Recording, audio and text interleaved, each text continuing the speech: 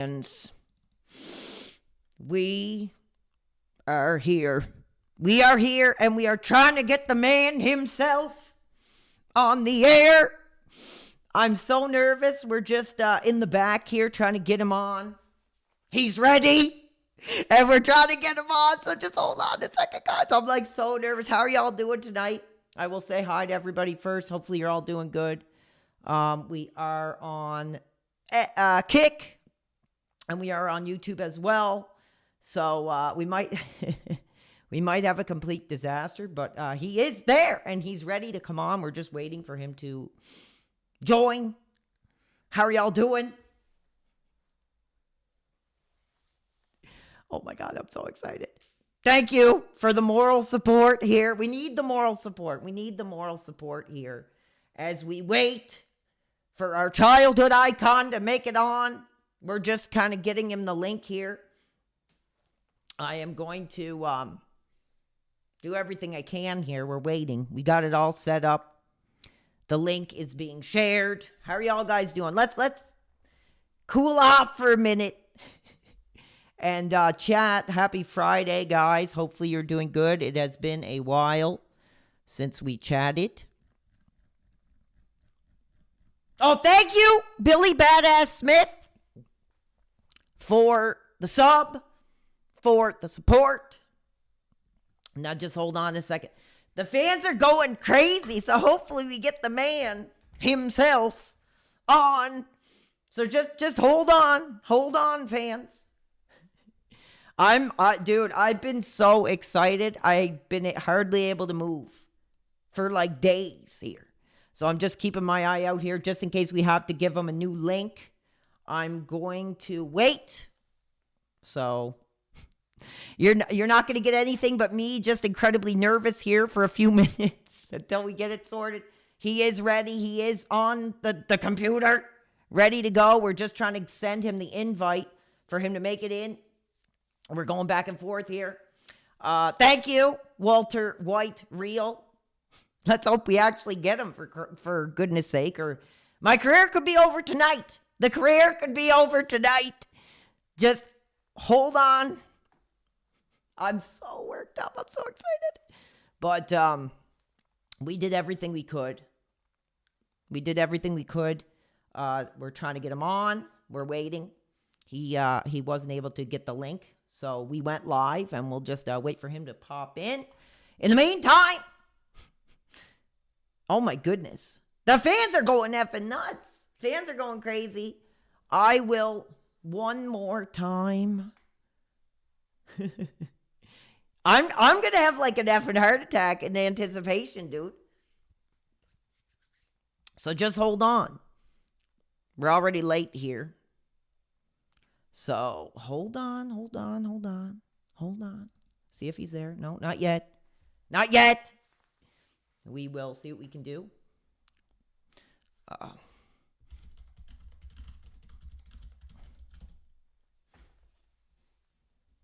We are waiting.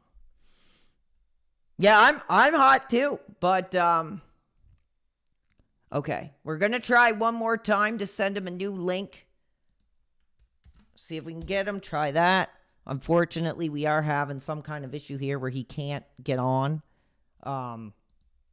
Even though we practiced the method earlier, just I don't know what's going on, fans.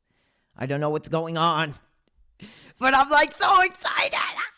I can't contain myself. I can't. I've been excited for days. Like not able to sleep.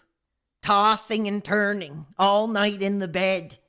Like excited. So just this, I'm sorry guys, this is like, I'm about to have a heart attack. I'm about to have a heart attack if we can't get it to happen. I don't know what we're going to do. So in the meantime, Lord, bring us our legend. Lord, bring us our legend tonight.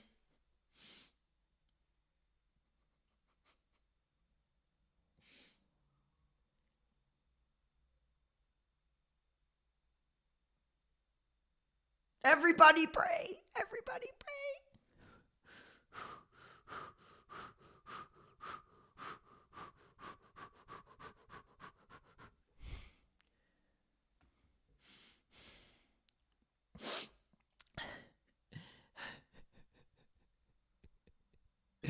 We might not. We might not get him.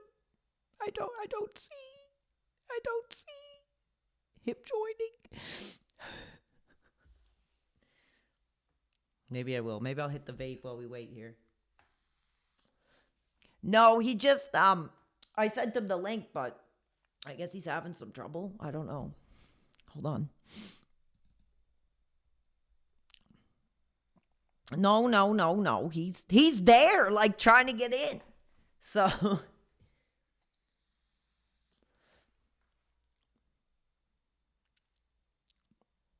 I'm keeping my eye out here.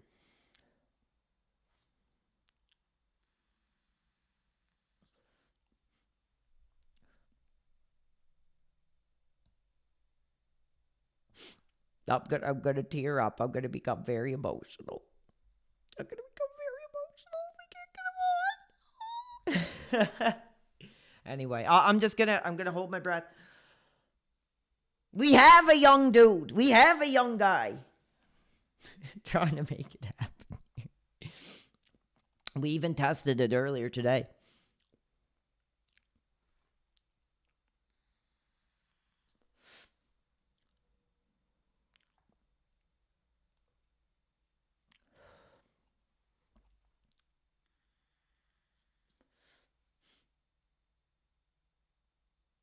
I'm gonna cry. Yeah, I don't know if it's working for him.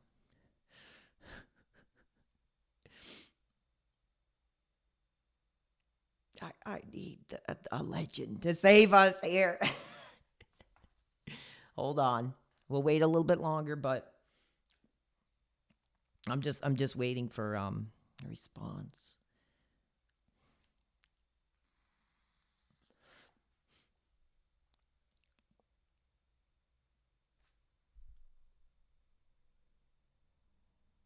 Nope. I'm waiting. But that's all I can do. Unfortunately, is wait.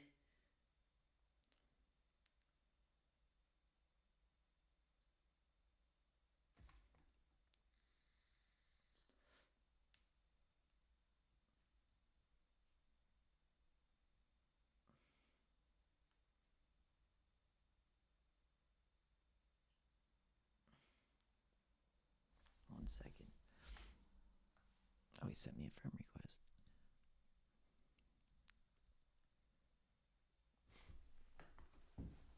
I guess he's having trouble getting on. I'm not sure what's going on.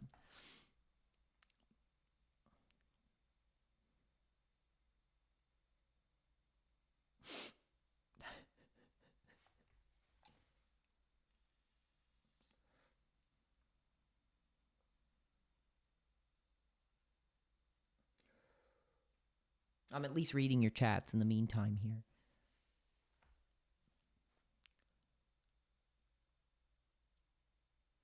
No, he ain't joining. I'm sure he's trying, but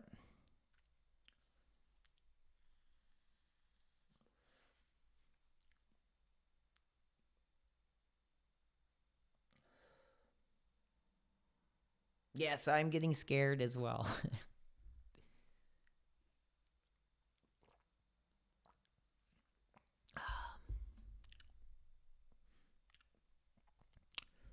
I'll turn me up a bit. Here we go. He says it's not working. Oh no. Well, we can't get him, I guess. For whatever reason. I'm not sure.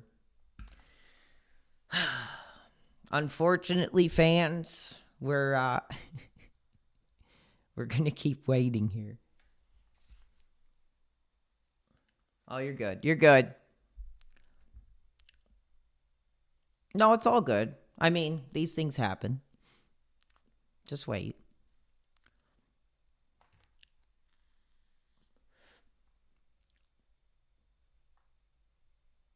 My career is on the line right now, guys.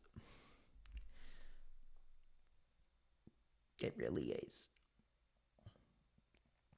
My career. Yeah, the career is on the line, yes.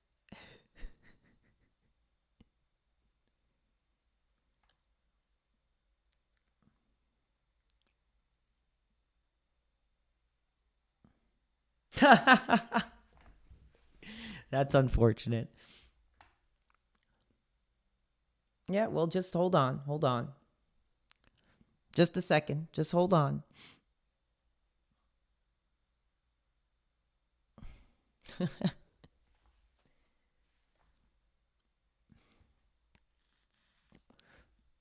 Oh my goodness. He's getting some tech support here, I guess. So, as I sweat and consider my career being over here, there are things trying to be done here to get this going, but unfortunately, I'm just not sure what is going on because we tested it earlier to make sure it would work and everything was good to go. So I'm just hold on, guys. We're getting there.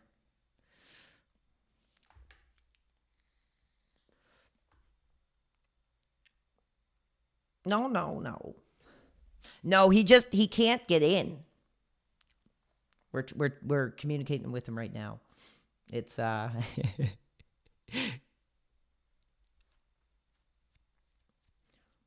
we are in communication. Now hold on, I'm getting a response.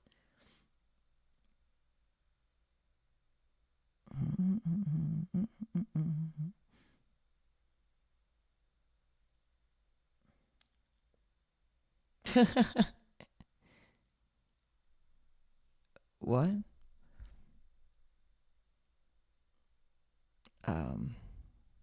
Yeah, we might be cooked here. Hold on. Okay.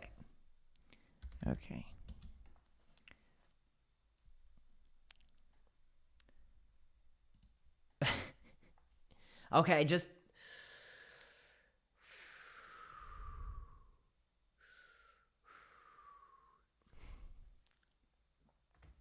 yeah, we sent him the link and I guess he's there trying to get in now. So just hold on a little. Just Lord, give us another few minutes here.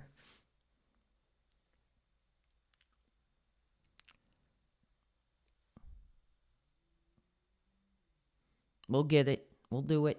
Hopefully. Else I'm gonna look really effing dumb. It's my fault though.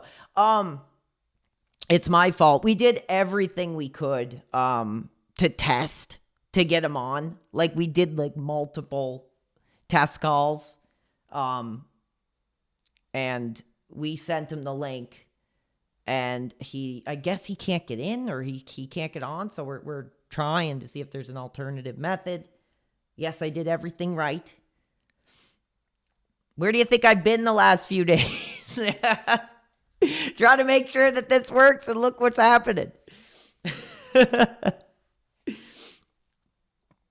But we have somebody on it right now.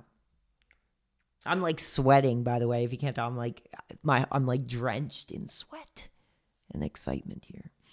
But we'll get it. So just give it a couple minutes. Oh, thank you. People saying I'm looking good. RTU probably got to him. I hope not. Yes, I might have to go to the bathroom. I don't know. This is looking pretty grim. But I'm just going to tough it out, see what happens until he just says no or something, and then that's about all I can do.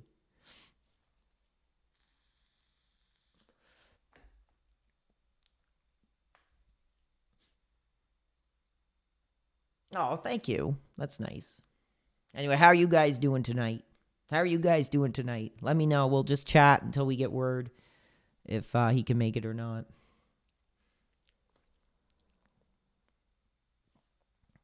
He is trying though. That's the information that I am getting is that he is like at his computer and he is like trying to get on here. That's the information that's being passed to my desk here. And if effing not, I'll just pack off. I'll get off and I'll never come back. Because maybe I don't deserve to be doing this career. Maybe I don't deserve to be doing this career. Oh, thank you. No, he didn't do anything wrong at all. He's actively trying to get on right now. I'm sending him the link and he says it's not working. It's me, not him. He's not doing anything wrong. It's all me here. So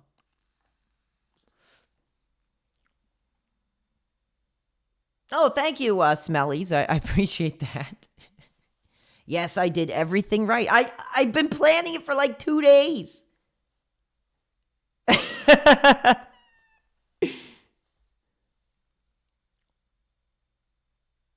Yeah, like he's the person who's setting it all up is sending him the link and he's clicking the link and he's saying he can't get in. So that's the issue here. So we're waiting. But I mean it's just weird because like we've tested it for days, like making sure it would work. And I'm just like completely heartbroken, but I was so excited.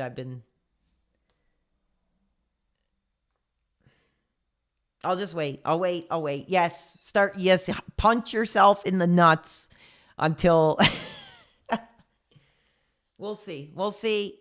We'll see. Otherwise, I'm just going to sit here and look like an idiot for the next however long until I get off and never come back, I guess. Okay.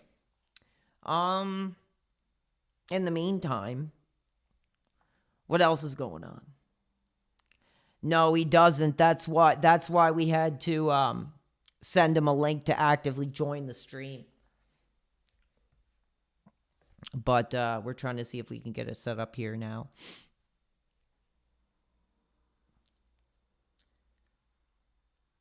My weekend is good. Not really, actually.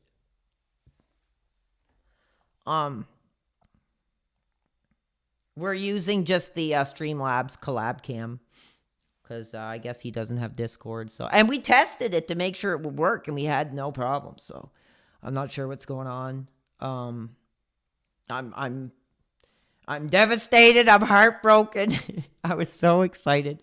I will stick it out a bit longer and see what happens. I know you cared and really wanted to know. Oh, well, yeah, of course. That sounds nice. Okay, 1 second. We're getting some information here.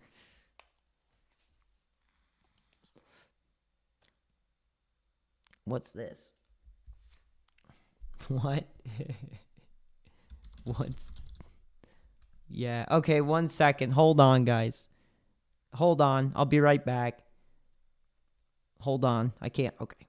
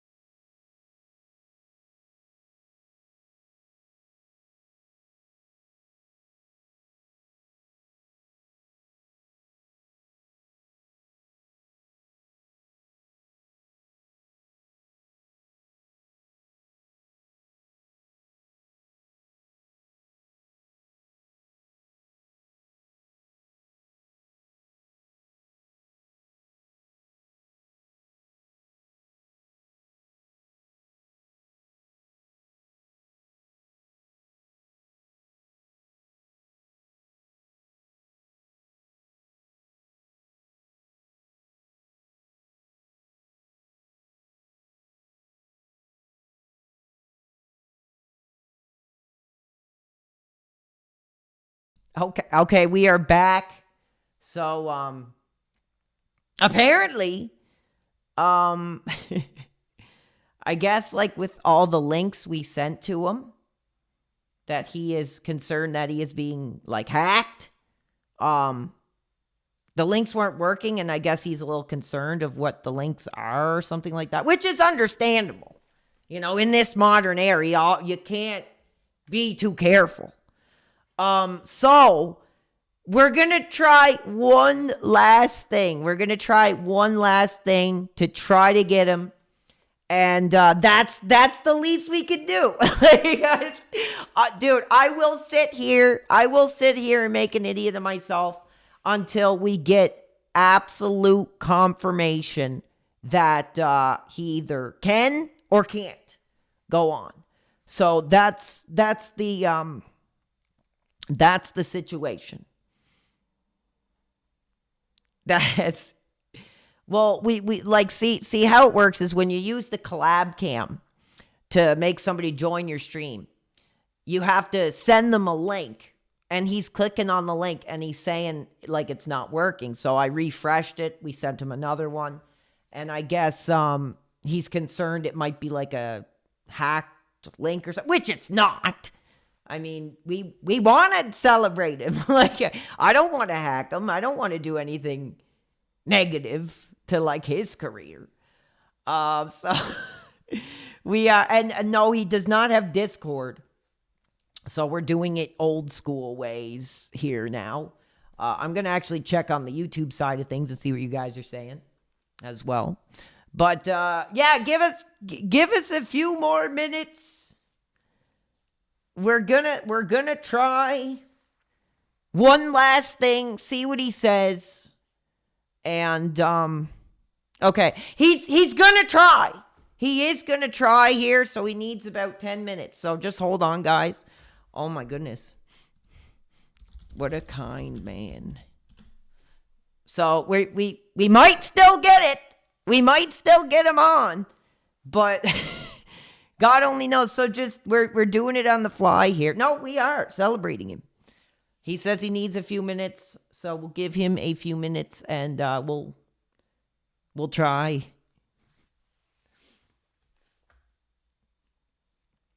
See what happens. He's putting work in, so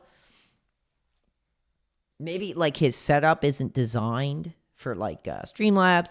I mean, we before the show, before tonight, we had two different people that clicked the link and they were brought right into the stream.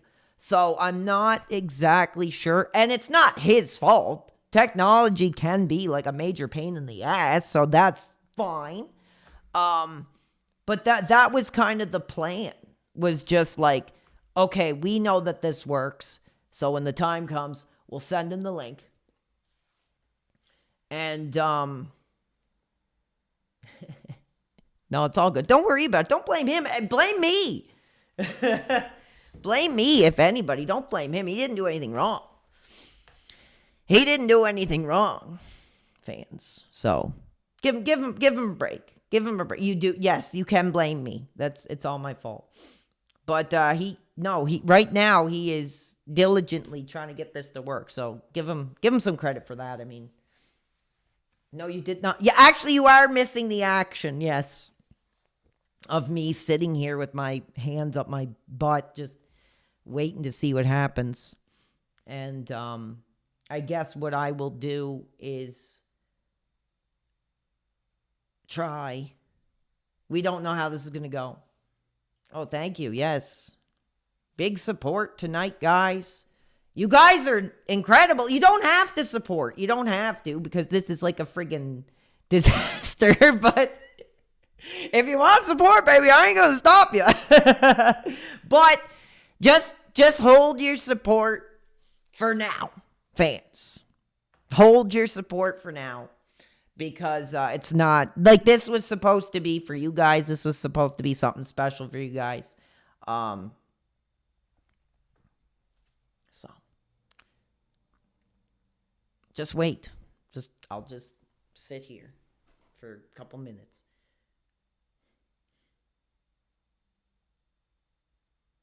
Man, I'm looking good tonight, I think. I'm looking good. I got all ready to go. And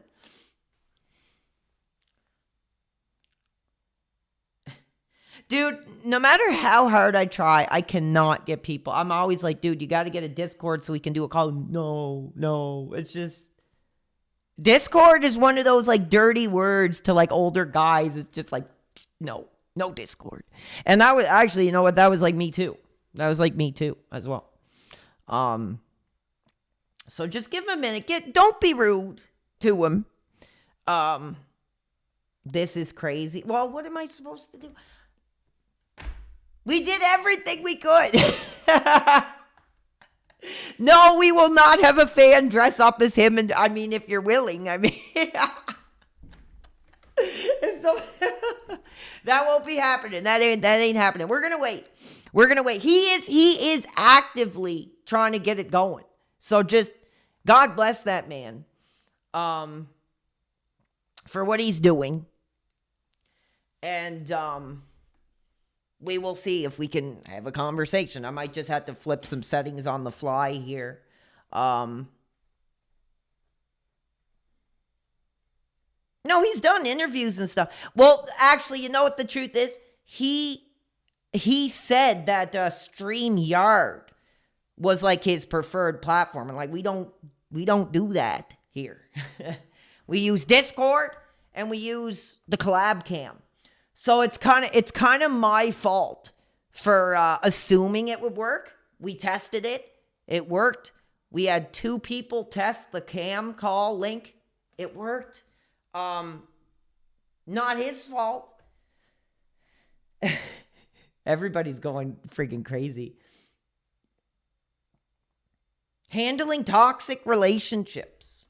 I wouldn't know anything about that. Trust me. I would not be the person to ask for that. So hold on a second. We might get him. We might still get him. So just God bless him.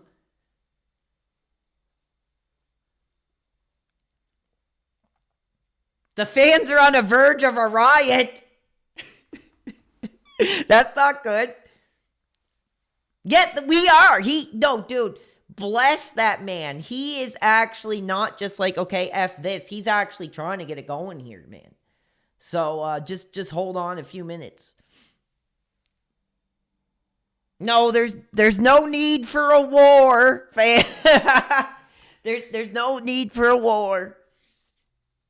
But we might lose some time with them, so who knows? I mean, it's been 30 minutes, so we might only have an hour, and that's fine. Fans are going effing nuts.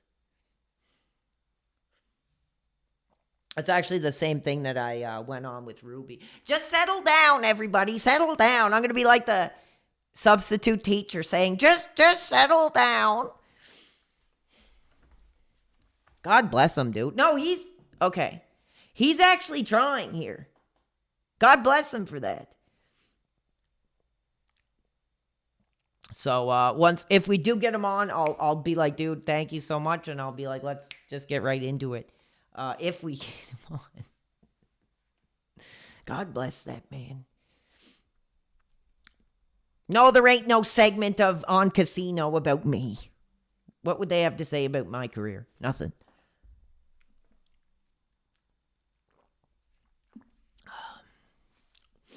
Okay, hold on, fans. Hold on. Screw the casino. Well, actually, there are a lot of people that don't like that brand that have reached out to me that want me to speak on the casino for whatever reason.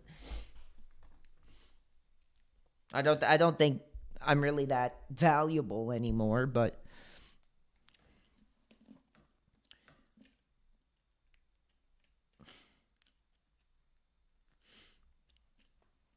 no, it's all good. Don't worry about it, dude. Don't worry about it. I'll stay on. I'll stay on.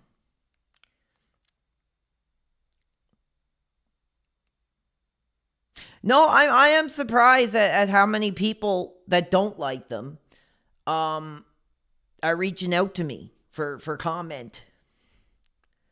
Just hold on, guys. Just give them some patience, dude. That sometimes these things, I mean, I've been doing okay for 30 minutes.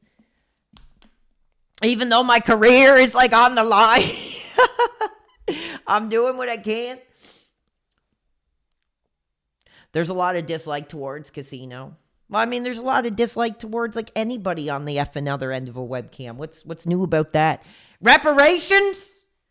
Yes, well, I'll be paying the reparations if effing this doesn't go well here.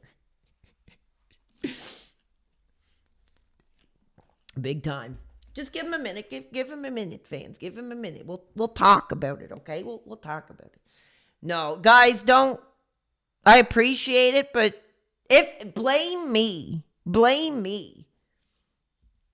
So, if we don't get this going tonight, I'm gonna stick right here until the bitter end. I'm gonna stick right here until the bitter effing end. And if my effing career is over tonight, it's over. You know, there's other young guys that might be ready to step up. Oh, 1 second. Hold on, guys. Hold on. I got to mute for a second. We got the agent on the line here. Hold on.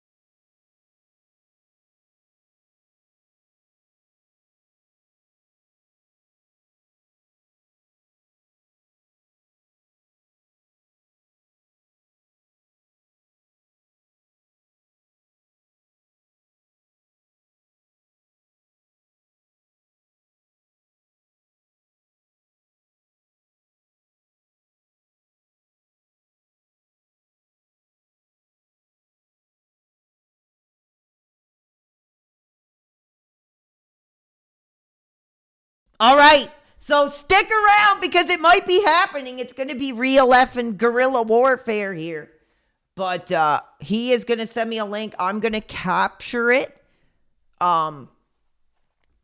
So he is going to stream it on his channel, but I'm also going to have it mirrored here. So hopefully you'll get to see both sides of it, more or less. I apologize for the technical. Listen. Guys, this did not come out of the seat of my pants, dude. This was well planned, well put together. We did everything we could. We might not have as much time, unfortunately. But it's time. Okay, go. Go with it, brother.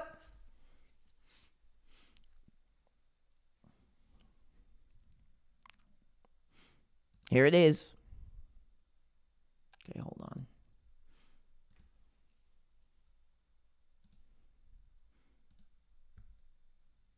Testing. Testing.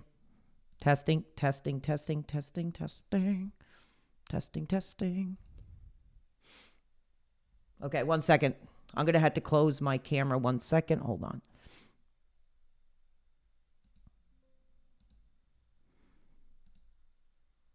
Here we go. All right. Here I go.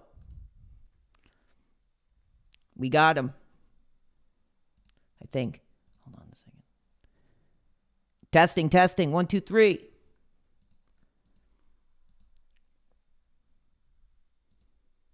Testing.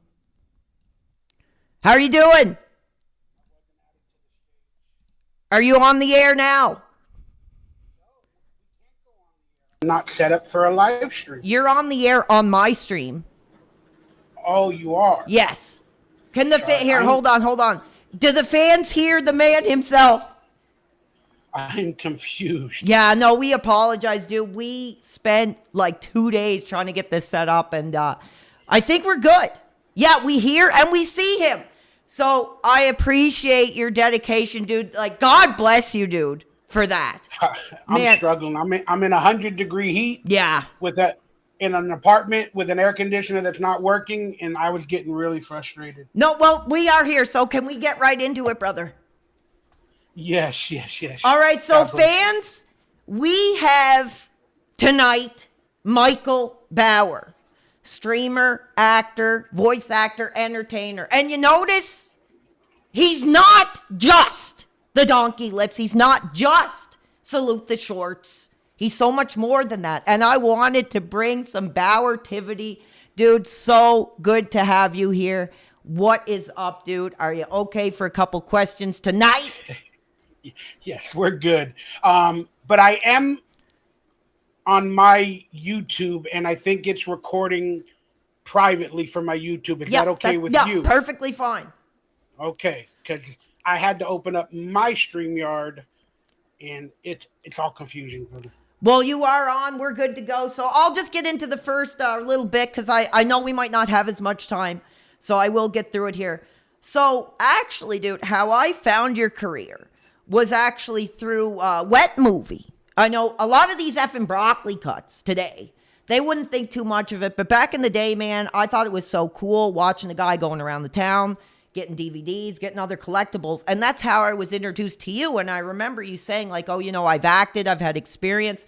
And I was kind of like, oh, I wonder who that guy is. And I kind of looked you up, and that's how I found, you know, you were involved in that Nickelodeon show. We all love Wet Movie. Damn right. I didn't understand physical media. Like, I thought, and I don't want to be judgmental, but I thought all of y'all were stupid for spending all that money on physical media. I'm talking like 10, 15, 20 years ago. Right. Because I was downloading everything on hard drives, and I'm not going to say if that's correct or not, but still I was doing that. But now I realize when they started changing things and deleting scenes and stuff will never be on DVD. Yeah. Like my Nickelodeon show. You were talking about that last night.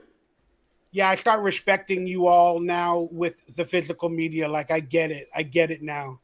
Yeah, and I just kind of want to ask really quick before we move on, like, what was your experience like working with him and doing stuff with him? And I'm curious, because I've only been a fan of your content online for a few years. Did he kind of like give you your start, or were you doing stuff before that? Like, how did that kind of come together with you guys? Were you just like friends, or was it an actual collaboration that you guys like planned?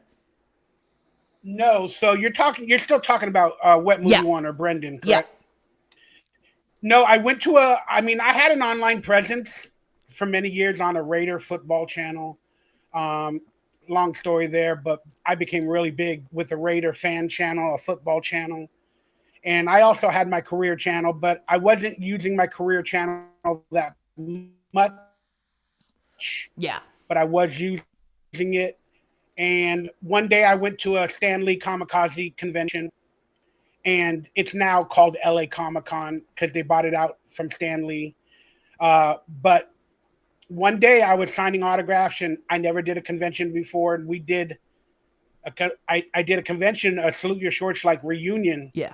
And he was one of the people that showed up and introduced himself to me. And I actually was watching some of his videos previously. Cool. Like I peruse YouTube a lot. Yeah. And then I was like, dude, you're that dude. I've actually watched your stuff. And so you were hot for his career. I don't know if I was hot for his career.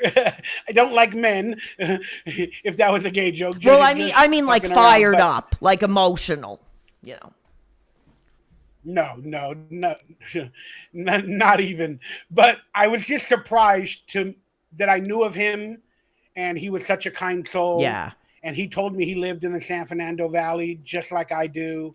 And I have a fixed sense of good people. I can really find out something from somebody very quickly, and I just felt like he was a good dude, and I wanted to become his friend. Yeah, man, so he's got charisma, my number. Yeah, he's a great dude. He's a great soul, and he's lived a lot of the lifestyle, kind of like I have. Yeah. Meaning, growing up fatter and being picked on and bullied and other stuff like that. Well, anyways, yeah, I appreciate that. So I'll move on to the next question.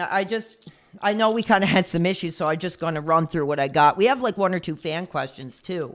So this is kind of a bigger one. I really wanted to ask you. This is one of the big questions that I really put a lot of heart and thought into. So hopefully you're okay answering it. So being an actor, whether it is like a child actor or an adult actor, at least from my perspective, because I'm not an actor, right? Like I always kind of assumed that you kind of have a bit of a wall between what you do on camera and your production and stuff like that. But, transitioning into the world of being a streamer, so much of what we do is based on interacting with the fans, chatting with the fans. I kind of wanted to ask you the differences between like your interactions with the audience when it came to you being an actor and then you compared to like streaming. I was really interested in that. They're two different complete worlds. But growing up and when I was doing most of my acting, we didn't really have like sorry, I'm eating butterscotch candy like an old man. Go ahead. I'm eating that hard candy like an old man. Because I am. But we didn't have social media and stuff like that. And online wasn't really a big presence. Right.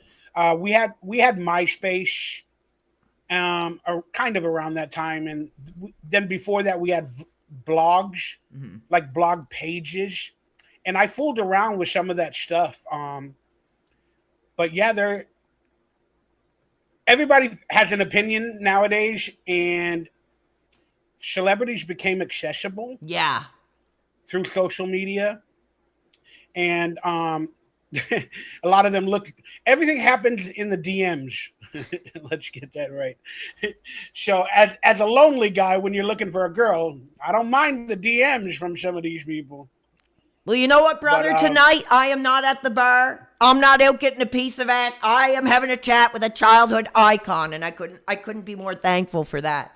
So, you got an amazing voice and an interesting character. Oh, thank you. Coming from a childhood icon. That dude. You got charisma, brother. You got energy. Thank you. Normally, man. I'd be all happy-go-lucky, but like I said, I know what it's like when it gets hot. I'm in Canada, so it's probably quite a difference. We probably never reach 100 degrees. So, dude, it's totally fine, and I appreciate that. So blame Canada. Blame Canada. You know what? I'm right there with you, to be honest. South Park. So leading off of that, I wanted to ask you, because like, you know what the truth is, and I talked to you like in good faith about, this isn't like a drama piece. I'm not going to bring up anything nasty or any people in particular, but I have to ask, because it's so interesting meeting and talking to somebody who has experience, being a streamer and an actor, because actually I'm really into like Hollywood conspiracies, and I love the stories of child actors. Like, I find them really interesting. And I think yours is actually quite inspirational because you're still going, you're still out there, but there are a lot of people that I think don't personally have issues with you, but they just, again, it's that accessibility. So they'll come in and they'll take pot shots.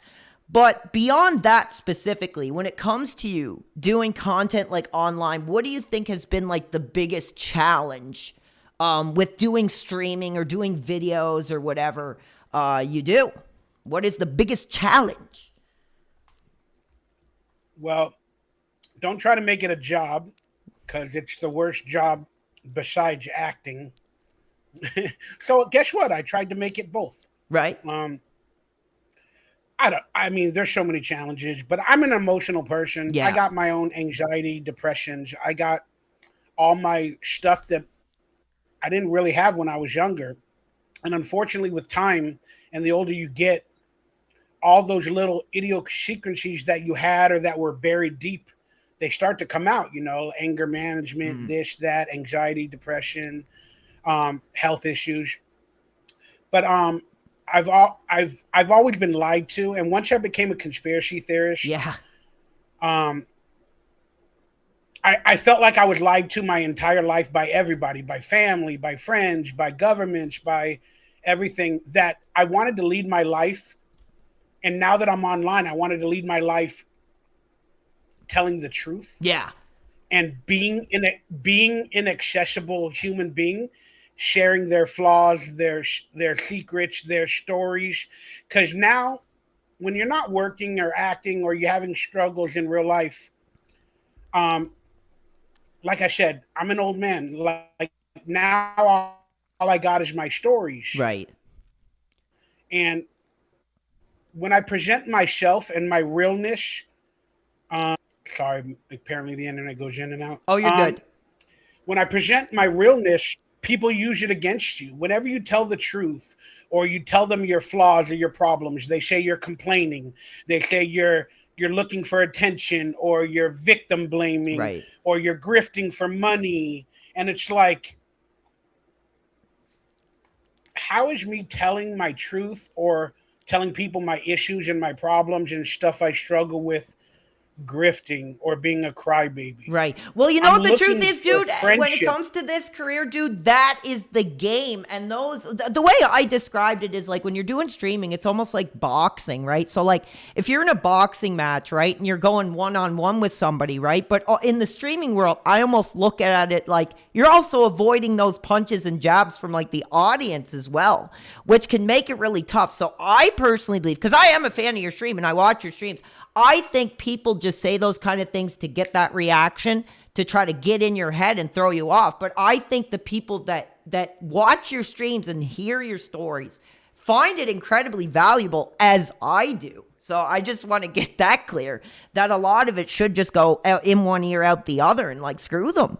I think you do a great job at telling the stories. I'm actually a big, and we don't have to get into his whole thing, I'm a big Corey Feldman guy.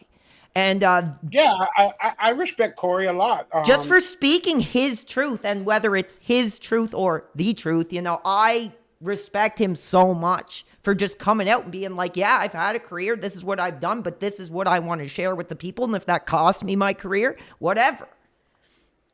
But there's, I mean, yeah, he's got his detractors more so than I do. But if I wasn't doing what I was doing online, yeah, and you do meet a lot of amazing people that have your back or have empathy and love and respect. And even with somebody like you, if I wasn't able to, if I would just give in to the haters and then I'd leave the internet or I'd freak out or officially become the locale, I wouldn't have met people like you that are trying to give strength to the powerless at the moment. And you're also supporting me in a way, you know, like helping me out through a difficult time financially by, you know, allowing me to get a fee. And that's stuff that sticks with me forever. Oh, dude, dude, we have almost 100 people fired up for the Bauertivity tonight, guys. So give it up. And I'm just going to, before we go any further, give this guy a subscription, give him a follow, whatever you got to do. Because like I said, dude, I believe in childhood icons. You got to bring it every night like you do, man. Unfortunately, I was starting the day a little bit weird today. Dude, listen. Listen. As it goes along, I'll get a little better. People say to me, you know, oh, what's the big deal? All you do is talk and play video games. Dude, there are times after a stream I am like confined to bed because we give so much. We give so much of our energy. We give so much of our passion. And then when that light's off, we're just like, ugh. You know, so like when people come on and say, dude, all you do is talk, what's the big deal? People don't understand that it is entertainment and it is giving our expression of passion, energy to those people. And I think you kind of feel the same way.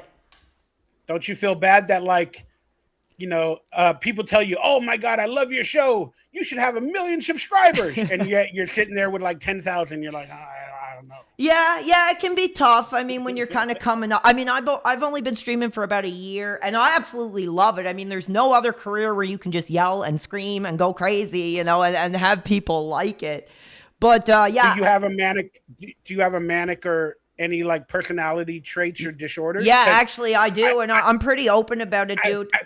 I think I'm a manic type character sometimes. I like have, it comes and goes. Personally, I have ADHD and I have bipolar too. And I'm not shy about this. I'm actually like a recovering addict as well, because I did have a little bit of issues with some substance, mostly medical stuff. But I've been like almost 2 years sober, dude, and I'm feeling great, you know, and I found this. And I mean, my life is the best way to lead your life. That's the best way to lead your life. I'm proud of you, brother. Oh, thank you. Yeah, it's tough, man. But that's the thing, is like I found this career, and it's just the fans keep me going. And there are times, dude, I'm like, man, I don't feel like I have it anymore. I don't have anything to say. And I got like 40 plus people like, man, just go on and be you and do your thing, you know. And hopefully, if anything, I hope you kind of feel the same way, because definitely our fans are watching over you, dude. I think they really resonate with the people I talk about and the people that I'm passionate about and the people that I want to have a conversation with. But what I wanted to say too is, when you're talking about icons, you know, and I'm not going to blow smoke up your butt. I'm not like, oh my God, I'm your biggest fan, right? But you were. Guess what? You got good news. What's that? Well, I had a hard out at 6:30 because I needed to go do something. Okay. They delayed my event. Okay. Or the thing I was going to do. They said, I'm going to be like 45 minutes late. So you got an extra 20, 30 minutes. Okay. I appreciate that, dude. So thank you. So what I wanted to say was, you know, I think when people say stuff like that to you, like I've heard you talk about it, like saying like, oh, people say you didn't have a career, you're washed up. Dude, I think any human being who has had a place where people can be like, I remember that character, or I remember that person, really made an impact, and made a bigger impact than they think they have. And hopefully you can recognize that. Like, we have fans. Actually, we didn't just have fans. We had family members of fans. Big ups to Corey, who reached out to the members, be like, I can't believe you got Donkey Lips. I don't refer to you as Donkey Lips. I refer to you as Mike. But the fans That's one of my biggest faux pas, man. Oh, no, I can imagine. And actually, that leads into a really good question. I want to ask if you're okay with it. I think it's pretty respectful, but I'd love to get your opinion. Yeah. We'll respect that topic, but we kind of got off the previous topic. Go ahead. No, I love your energy, dude. Your passion is amazing, and thank you for being that inspirational energy for a lot of people that need it at certain times in their life. Cool, man. So, you know, you're being an amazing person. But yeah. When I meet people and they call me Donkey Lips out loud or stuff like that, I mean, it's cool and I understand it, but they can easily look on a phone while they're recognizing me. Right. And they can get my real name online. Yes. You know, so when they introduce themselves, if they're going to come up to me, they can be a little bit respectable. But then I'll let it go. But if I meet them again or a little while later, after I've introduced myself, hey, I'm Michael Ray Bauer. Nice to meet you. Oh, you're Donkey Lips. I love you. Hey, Michael Bauer. Thank you. Then they still call you, hey, Donkey Lips. Hey, Donkey Lips, meet my friend. Right. I just introduced you. I told you who I am. Now I'm trying to make you a friend to me. And I gave you my real name. So can you respect that? And again, most of the time they do, but sometimes they don't. Some of the things that people say to me when I do get recognized, when I do go out every once in a while, you got to see the sun. I'm right there with you. But I love it when they go, I used to love you. Right. I used to love you. What do you mean you used to? Mm-hmm. Or you used to be on my favorite show. He's still doing stuff. What are you doing now? Yeah, he's still active. He's still going. What are you doing now? Why'd you quit acting? Quit acting? I'm just like, you know what? Are we going to go there? Take my fucking picture and leave. Yeah. You've insulted me 4 times within this conversation.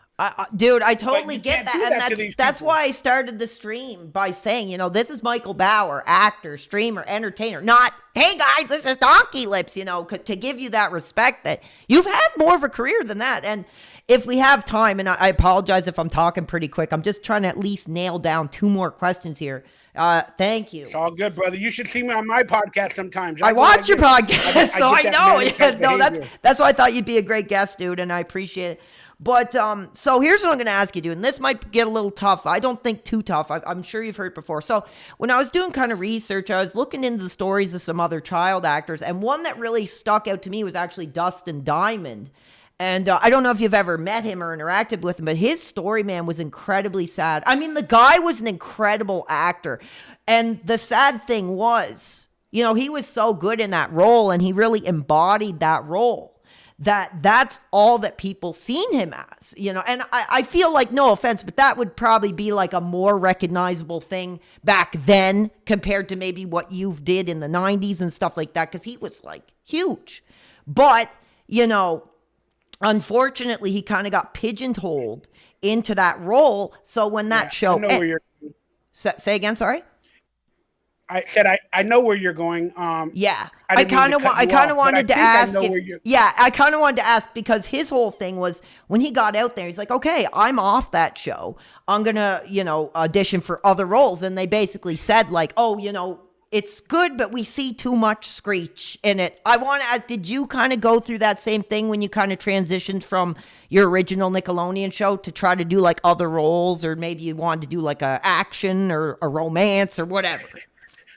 It's not like we can pick and choose. Right. Unfortunately, that's how the career is, right, especially for character actors. Yeah. But yeah, let me give you a quick little amazing story, if you don't mind. Yeah, go ahead. You had the floor, brother. Go ahead.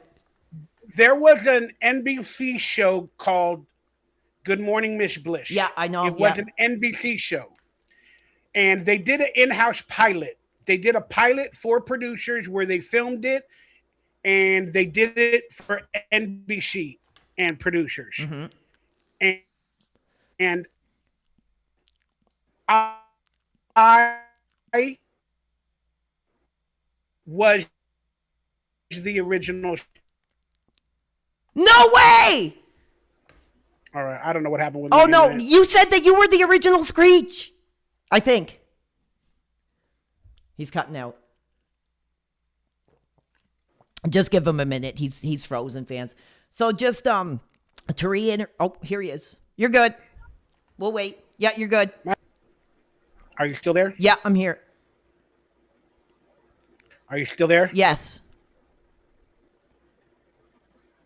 Check. I am here. I'm still here. Okay. All right. I don't know what's going on, man. The internet keeps going in and out on my end. Forgive me. No, it's fine. You were just go ahead. Yeah, we're back. On a hot day, I guarantee you the internet in LA is not working correctly. Okay, so I did the NBC in-house pilot. I was the original Screech for that pilot. No way, dude. Yeah, it never made the air because it was filmed privately for producers and all that. Yeah. And then eventually they sold it to Disney. The pilot didn't get picked up at Disney. Mm-hmm. It went to, the pilot didn't get picked up at NBC. It went to Disney. And then they recast. Yeah. Then Dustin Diamond became a part of the Disney show called Good Morning Miss Bliss. Yes. And I was recast. So I lost my job. But I technically kind of was the original Screech. That's cool, man. It's a really cool story that, not a lot of people know about. But I completely understand what you're saying. Dustin had a lot of hardship growing up. Yeah. His father was an overbearing father. Apparently they collected some of his funds or his money while he was working on Saved by the Bell. And you have to have a good, solid foundation, especially when you become that rich and famous like he did with Saved by the Bell. And I worked with him on a movie called She's Out of Control. Oh, cool, man. We both had a little bit of a part together with Tony Danza. It's a great 1989 movie called She's Out of Control. Rent it. It's a coming of age story. It's really fun to watch. But because it's crazy too, because when I watched that story, what really struck with me too is like he was basically left out. Like all the other actors just seen him as what he was in the character and like didn't include him and made him kind of feel isolated and alone. And I mean, you're given... We're the nerds. We're the fat guys. Yeah, this exactly. Is how we grew up. Go into it, brother. Tell the story. Yeah, we're the nerds. We're the fat guys. I mean, this is how we grew up. Yeah. This is why we kind of went into the entertainment industry, is because we needed an outlet to be a different person. Yeah. So you're allowed to do that when you're an actor and other things. And I mean, I'm not understood in my entire career with anybody. And I only made friends with a couple of famous actors this far along in life because let's be honest, they're the good ones, the good looking ones. Now they got fame, they got money, and they're living in a different circle. Yeah. And they don't include us in that circle because we were always the nerd or the person that said cringy stuff. Yeah, I think that's such a hardship that I can see of the acting industry, because a lot of those roles, man, like those type of like nerd comedy, like those are like the backbone of a lot of those shows, man. And even if you look at Screech, I mean, there was a lot of physical stuff. There was a lot of same thing as Urkel. Yeah. Jalil, another one. Like, I love those types of stories, so I'm not going to drag on. But I'm curious, and I feel bad to bring it up, but did you ever have that kind of pushback where people were like, oh, you know, I just see the fat comedy guy. Like, and I feel bad saying that, dude. We love the fat comedy guys. We love the nerdy actors, you know. But I'm curious, like, if you had that pushback yourself. Yeah, I mean, it's every day. Every audition we get is fat guy eating a candy bar, fat guy taking his shirt off, fat guy dancing and acting crazy. That's how every role is, you know. And they call it typecasting and whatever. It's really hard to break the mold. Still today, though? Or is this like, you're talking about like the 2000s, like 90s? Well, I mean, I haven't really pursued acting to 100% of my abilities in about 10 or 11 or 12 years. My apologies. No worries, many issues. But it'll still be like that when I come back. Like, you know, because I walk funny. I have messed up feet. You know, I got 14 metal pieces in my left foot. And, I'm not the healthiest person. I'm only 5'7". So in acting, I'd have to be the next Danny DeVito. Right. Well, there's nothing wrong with that. Like, I mean, there's nothing wrong with it. But again, I am not going to come back to acting and all of a sudden get the leading man roles. I'm just going to be that. I'm still going to be that fat 50-year-old Danny DeVito character that's the sidekick. Yeah. You know, it's what's going to happen unless I do anything different. And but there's a couple of actors, I forgot his name, but he was in Cobra Kai. He's a fat actor with a beard, and Paul Anderson or Paul Walter Hauser, that's his name. I'm sure you know who I'm talking about. I've seen the show, yeah. But Paul Walter Hauser he's a big fat actor, and he's now getting some decent roles where he played like a criminal and stuff like that. He's like the next big fat actor. Right. I heard, I think it was like Siskel and Ebert one time said, you know, a guy like Danny DeVito or, you know, Joe Pesci, like John Candy. They don't just play short guys, they play guys, you know, and that's kind of the challenge, I think, with a lot of actors, especially when it comes to like physical makeup. Look at a guy like Jonah Hill. You know, he was the fat guy. They can only do that after they're famous. Right. Yeah. Once they hit like a big movie and now they're famous, now every role, they're not going to be told, oh, we want to hire you because you're short and fat. They're going to be like, we want to hire you because you're John Candy, because you're Danny DeVito. They're now famous. So I'm in the category, I'm now at the bottom, which is fine. But still, there was one point in my career where I was hitting that little bit of a height rank because I had multiple movies and projects coming out all around the same time. Yeah. So your name gets passed around in Hollywood circles, and then you get a lot of interviews or auditions under the sun, and they're called general meetings. Right. And I had a lot of those. Nice. For like Not Another Teen Movie, a lot of comedy movies, Remember the Titans, you know, but I just didn't get all of them. And so my career didn't continue on that upward trend. And I'm a little sad about it because I wanted to know what happened. But I also, and I talk about it on my other channel, we don't have to go into it today, but that's fine. I'm a conspiracy theorist, and now I believe Hollywood is corrupted by demons and evil, and you know, not definitely. all of it. Like there's nothing I believe that kind of stuff 100%. I'm big into that stuff. So Yeah, so I hit a point, man, where I was on X-Files. that's I cool. was on the series Dark Yeah. Angel. I was on, Oh, sorry, what are the other projects? Dark Angel, X-Files. Then I had Dude, Where's My Car coming out. I also just finished Evolution, the movie with Ivan Reitman, some big ass people. And my name was on every roster. Like I was climbing up the ranks. And I had every audition in the world. yeah. But I had a nightmare and a dream right around that time where I remember seeing this demon or this entity.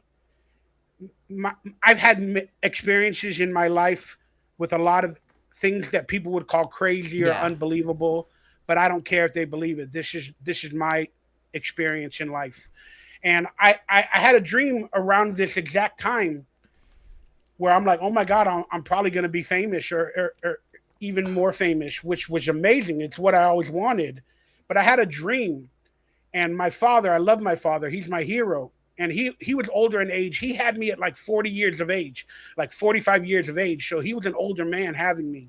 Yeah. And Wow. I saw this demon, this entity in front of the Hollywood Hills, like with the Hollywood sign. And he was holding up like a car. And my father was inside the car trapped in this dream. And he was dangling my father. And the Hollywood Hills and everything, the bright lights and everything were like behind him. And subconsciously, I heard him saying, "Follow me to the hills. Come up, go, Yeah. come behind me, and I'll protect you. But your father will die." Whoa. Like he was dangling my father in a car. That's some heavy stuff, man. And this dream is so vivid to me. Did you think it like meant something? Like, did you like take anything out of it? Like, even though it's like a really dark situation, was there like something maybe in that you were like, maybe this is some kind of message or? Well, again, subconsciously, that message was going through my head. Yeah. And in acting class, even, we have to try to cry and learn how to cry. So we have to bring up emotions. So I would always use my dad because he was my emotional trigger. Okay. My father was my emotional trigger to get into that really sadness point. That's So interesting. now that's how I kind of learned how to cry in acting class. So now, sorry, I'm getting all these messages. So my dad was now being told that if I'd follow him into the hills, I would be getting fame and fortune and everything I desire if I, let him kill my father and I go behind my father. Right. And I didn't do that. I'm like, that's my father. Hey, demon, go fuck yourself.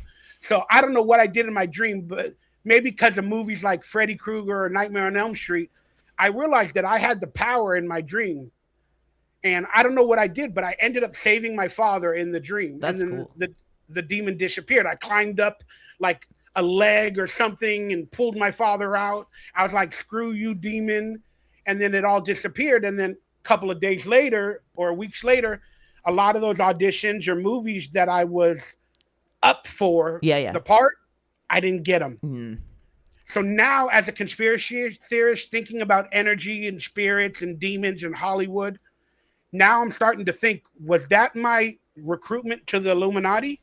Was that a spiritual being telling me, join us, become a part of us, and you'll get fame and fortune, sell your soul? Yeah, like if Kill you your would have father. given yourself into that energy, instead of Correct. resisting it and having that humanity inside of you to want to do the right thing, right? Yeah, they say a lot of people, musicians, actors, they sell their soul or they kill their family members indirectly, like Kanye West and his mother, Yeah. to get fame and fortune. You get it? Like I'm so I'm totally into that stuff, so I get exactly what you're saying, yeah. in a weird way, I start thinking, was that my entrance point?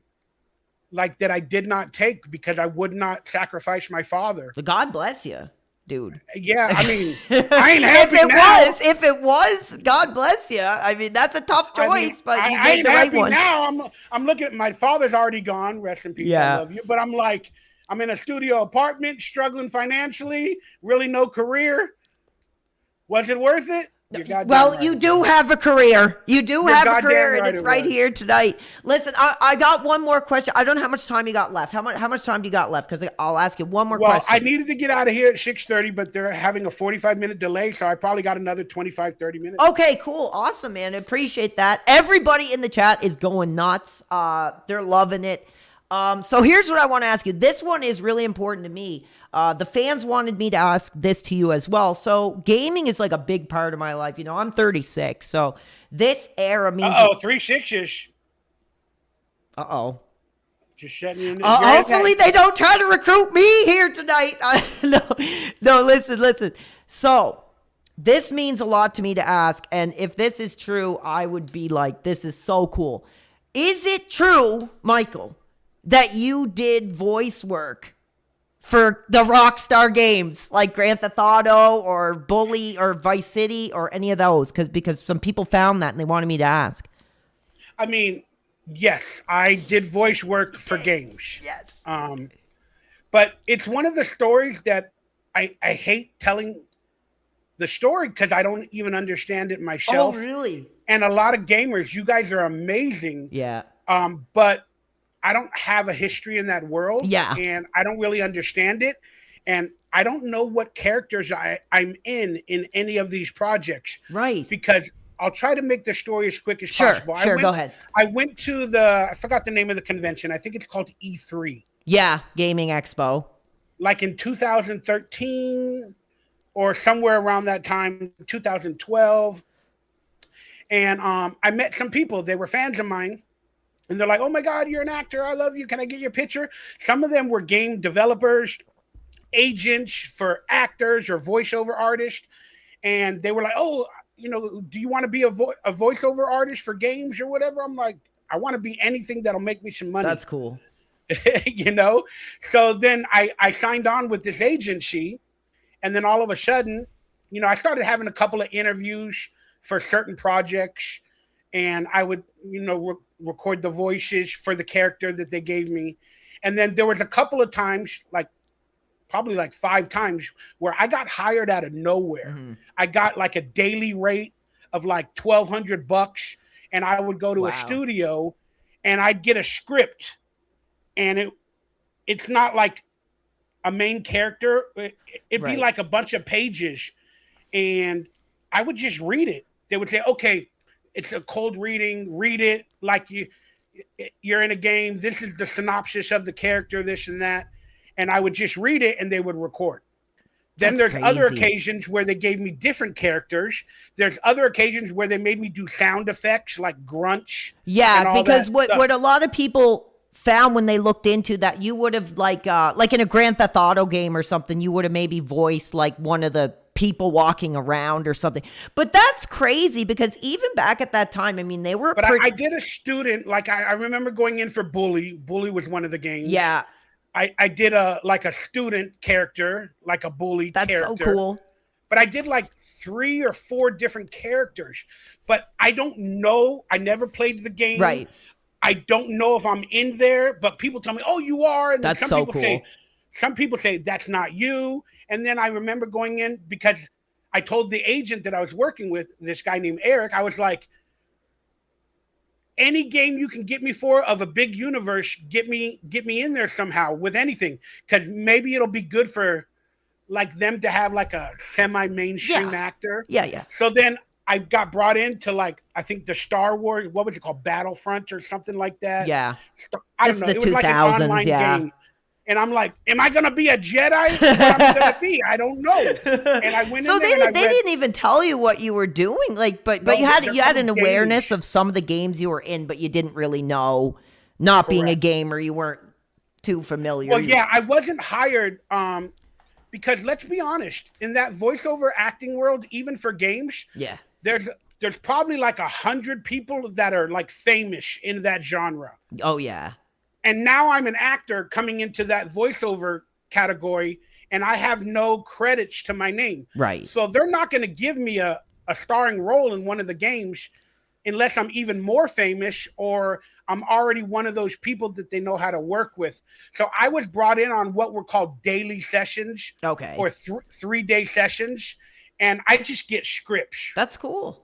You know, you just read scripts. The director, whoever's there, they tell you, can you try it again real quickly? Can you try it this way? So I did multiple of voices and things. And then again, all of a sudden on IMDb, there's my credits. Yeah. And people are like, oh, you're in that game. You're in there. I'm like, I never played it. There were so many fans in my Discord that were like scrambling to try to find what character you were. And they posted a few. I was like, I mean, you were doing voice work, so maybe you didn't use the same voice. And one of that game, find GTA. it. Yeah, GTA Vice City. Yeah, it said you were in Red Dead Redemption, Bully, Grand Theft Auto Vice City, and something else. But I mean, Rockstar Games, like, they are huge. They're like a multi-trillion-dollar industry. They worked with Nickelodeon actors, so that's probably another reason why I'm in. If I'm in it, I don't know. Like I said, I haven't played the game to find it. That's cool. I remember doing a radio station. Oh, really? It might have been for Grand Theft Auto. I was like, hey, you're listening to Orange Radio. That's so I remember cool, that. And because my friend Danny Tamborelli from Nickelodeon, he's also another character. He was from Pete and Pete and the Mighty Ducks. My friend Danny Tamborelli, he's also in Grand Theft Auto, but he's like a mainstream character in Grand Theft Auto. Wow. So I think that's why they also brought me on to do all that voiceover work, whatever I did. But I remembered doing a radio station. I think I was like, you're listening to the Orange 93.7, listen to the Smooth Jams. Like, dude, you should be proud because, like, gamers really, dude, there's some huge actors in those games. But I mean, friggin' Axl Rose was like one of the radio people.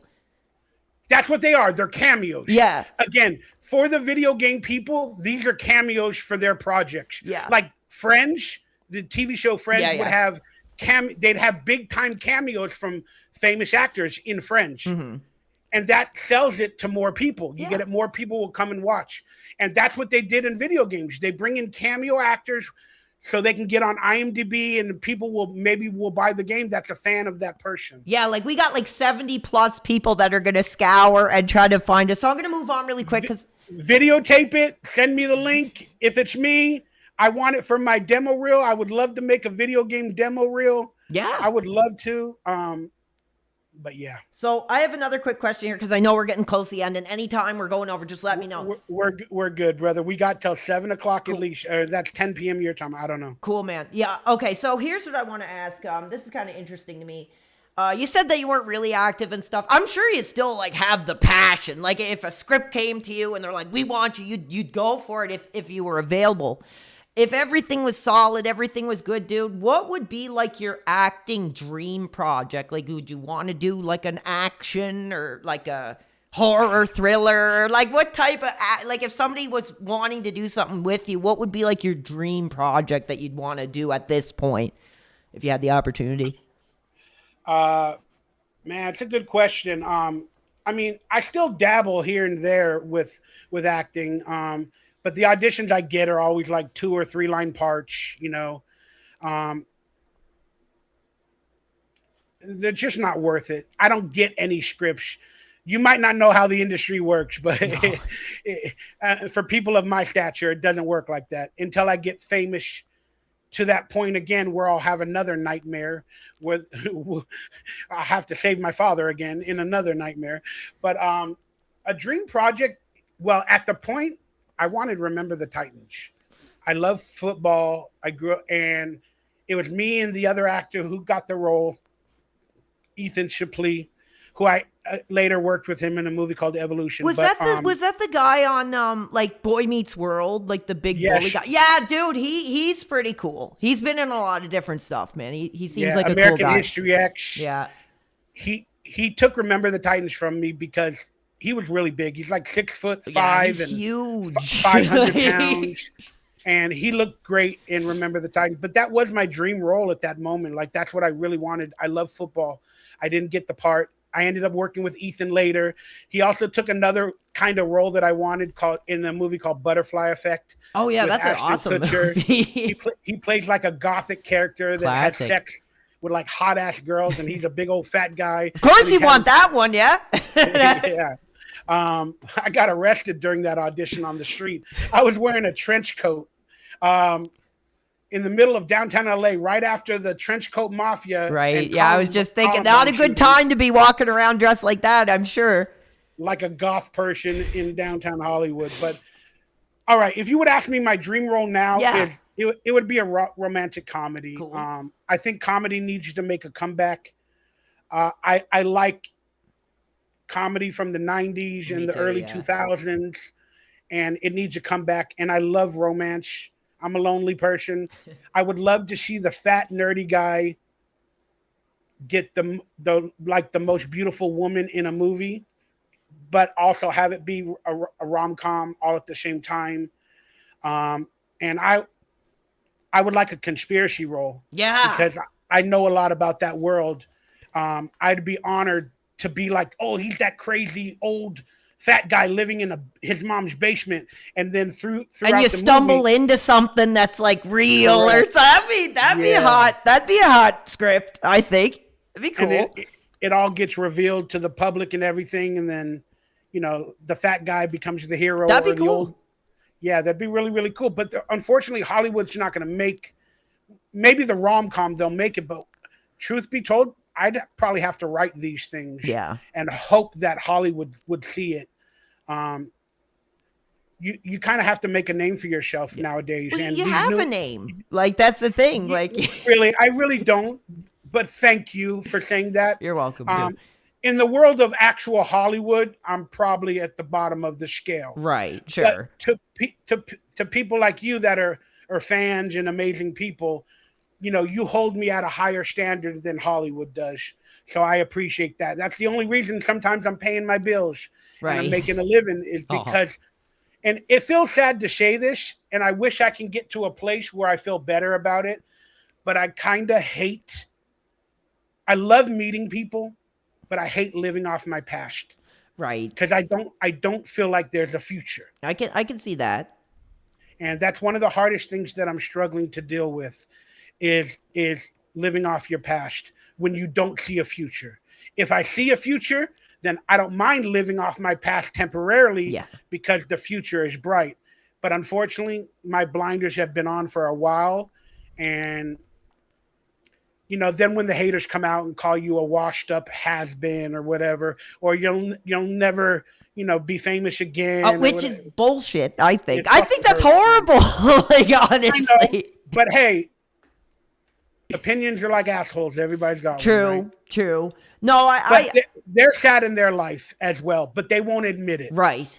Get it? They're taking out they don't see a future in their life. Maybe they're struggling, but they're going to take it out on somebody else because the truth is they don't like to look inward. Well, the thing is too, I think it goes back to that accessibility. You have a name, so like miserable people are going to find you and just get their, satisfaction or whatever you want to call it by coming in and trying to bait you into feeling that way. When really, I mean, the only reason they're there is because they know who you are, right? True. But again, at the end of the day, I try to respect everybody until I don't have to. I try not to have a pessimistic point of view for everybody, and I'm not going to judge you until I need to. Right. I just say keep doing your thing, keep talking Hollywood, keep talking your theories, man. That's what I really enjoy in your content. I know you do a lot of stuff talking about your childhood and some of your acting stuff. I really like the conspiracy stuff. I think that's really fun to listen to. So I'll just throw in one more question. Would you come on a show? Like, I don't really do it that often, but I'd like to pay back the favor you're doing for me. Oh, yeah. And have you on my channel, maybe get some more subscribers, but we could talk about whatever your conspiracies are. Brother, I would love to, especially if we're talking about something like, actually, I don't want to talk any touchy names, but I just watched that recent Michael Jackson documentary on his trial. Oh, it's not a documentary. Oh, I thought you were talking about the movie. I'm sorry. Oh, no, I seen the movie too, but no, they just put a new 3-part documentary just specifically on the trial, and oh my God, bro, it was incredible. You got to check it out. I watched Return to Neverland. Yeah, I've seen all of that stuff. And I mean, I have a history with Michael Jackson. Really? Yeah. I mean, Quincy Jones and Michael Jackson, let's be honest, they started my career. Really? Yes. Can You you have get into that? Okay, I'm getting way too excited now. have you not been on my Instagram and seen my video? Oh, or I don't follow you on Instagram. No, sorry, man. on my YouTube page? I'll give you a whenever you're- follow. Yeah, I'll give you the quick synopsis. Sure. But I think I made a video on my YouTube page called Story Time with Michael Ray Bauer, How I Became an Actor. Okay. It's like a 20-minute video. It's a good watch if you want to watch that. It goes into more detail. But long story short, I ended up in Glee Club in elementary school. Yeah, actually, same here. I was in like a choir and stuff because I do like sing. I can sing like Michael Jackson, like pretty much. You got that voice. I don't know if the term is falsetto, but you got that voice like, or the moves like Jagger. But you got that voice that I'm telling you, if you really focused, you could probably sing some amazing high notes. Do you want to hear me do a little bit of Michael here on the air, baby? Why not? The crowd would love it. Okay, here I'll we never go. deny you. She was more like a beauty queen from a movie scene. I said no, my sister doing me as I am the one. There you go. Oh, go and dance on the floor in the round. Because actually, when I was in choir, one of the teachers gave me a Michael Jackson CD, and they're like, "Here, listen to this. Like, I think you could sing like this." I'm a lot older now, but I've been talking. But yeah, I'm down with Mike. So I'm sorry to interrupt the icon, dude. Tell the story. Well, we still got the time. I just had to do some Michael for you. Dude, we all got to do Michael every once in a while. Yeah. It's just another part of me. Look, Michael is the ultimate entertainer. Oh, yeah. I just recently watched a video of the Pasadena halftime show. I think it was like 96 or 94, 90, I don't know when it was. But, dude, he just plops up onto the stage and he lands and then he looks at the crowd. And the fans are going nuts at him just standing For 20 there. minutes. Doing nothing. 20 minutes. Like, wow, that is the shit. The aura, bro. The aura is like incredible. So we did. I became in the Glee Club. Yeah. We wrote a play based off of current events about children in Africa. Mm-hmm. And then the play, I ended up getting the lead role. Yeah. And it was a musical. And then we were in LA, basically, and we got newspaper coverage. And I was the lead, and then Quincy Jones showed up one day to watch it. No way, Jesus. Because he was producing like We Are the World. Did you know who he was at that time though? Really? No. Nah. I'm like 8, 9, 10 years of age, and he showed up and just some guy in a suit at the back row, like scouting out the talent. The school was making money, so they wanted us. We were only going to do like 6, or I'm sorry, I think it was 6 performances, but it got in the newspapers, the LA Times, the Daily News, whatever they were called. And we got popular. The school told us to extend it. Next thing you know, we had a couple of celebrities attending because it got in articles. Quincy Jones showed up. Then we got our soundtrack recorded by professional like recording people that was hired by Quincy Jones. That's nuts. Then we got told or paid to perform it at the LA Children's Museum in LA for the kids in LA, and it became even more famous. Now the school's making even more money. Then we got invited to Ronald Reagan at the White House when he was president. Bro. And we performed it at like a cabinet dinner that they spend like $1,000 on a plate and they get entertained. And then next thing you know, like I came back to LA and got all this notoriety. And man, I started thinking, why didn't I have like the newspapers? Like, I wish my dad or somebody saved it, so I could have it to look back on. Oh, of course. Damn. But again, this is before I even knew I had a career. I didn't even know what was going on. Oh, so you weren't acting at this time. You were just like a normal kid, right? I was in Glee Club, and I'm being told to perform the play that I'm the star in. Yeah. I mean, I wanted to be an actor, but like, I'm being told, go to the Children's Museum. Oh, you're going to Washington, D.C. You're getting a free trip. I'm like, okay. It's all good. Yeah. And we made a little bit of money. They gave us a few $100s to record certain things. And my dad was like, yeah, I get to pay my bills this month with my child. Thank you for helping me. And then I came back from Washington, and then I had agents knocking down my door, like Hollywood talent agents, because now my name or the play or whatever was out there. And we're part of the choir in We Are the World. We recorded parts of that song. So you're actually on an MJ cut. I can't prove it. You can't prove it. Right. All I know, same thing as the video games. Unfortunately, right. Like, but we recorded that song because our play was called "We Are the Children of the World." Yeah. And let's make a difference. And they were really going heavy on that theme and that state of what was going on in the world. So I can make the connection. Yeah. So our play was called "We Are the Children of the World." So let's make a difference. Yeah. And then all of a sudden, Quincy Jones, was he working on "We Are the World" at that moment? I don't know. Did he get the idea from our play? I don't know. I don't think he did. I'm not gonna make that claim. Right. But all I know is that he had a song and he presented it to us in that recording session of our play. And we're like, "We are the world, we are the children." We were singing that shit in my class or in that recording session. And the song comes out like a month or two later. Yeah. I don't know. So that's still pretty damn cool. I got to admit. I'm gonna say, and unfortunately, I said this in my video with conviction. I should have been saying like, I don't know, but who wants to hear that? I'm just gonna tell everybody I sang that song and I was recorded. Yeah. And now there's a version on the radio where you hear children's choir. So there you go, and we got paid for those. Just say it. Just say it, Bauer. I was on an MJ track. I was on an MJ track, but so I had Hollywood agents knocking down my door, and then, you need to watch that video of how I became an actor. Yeah, I definitely will. Detail.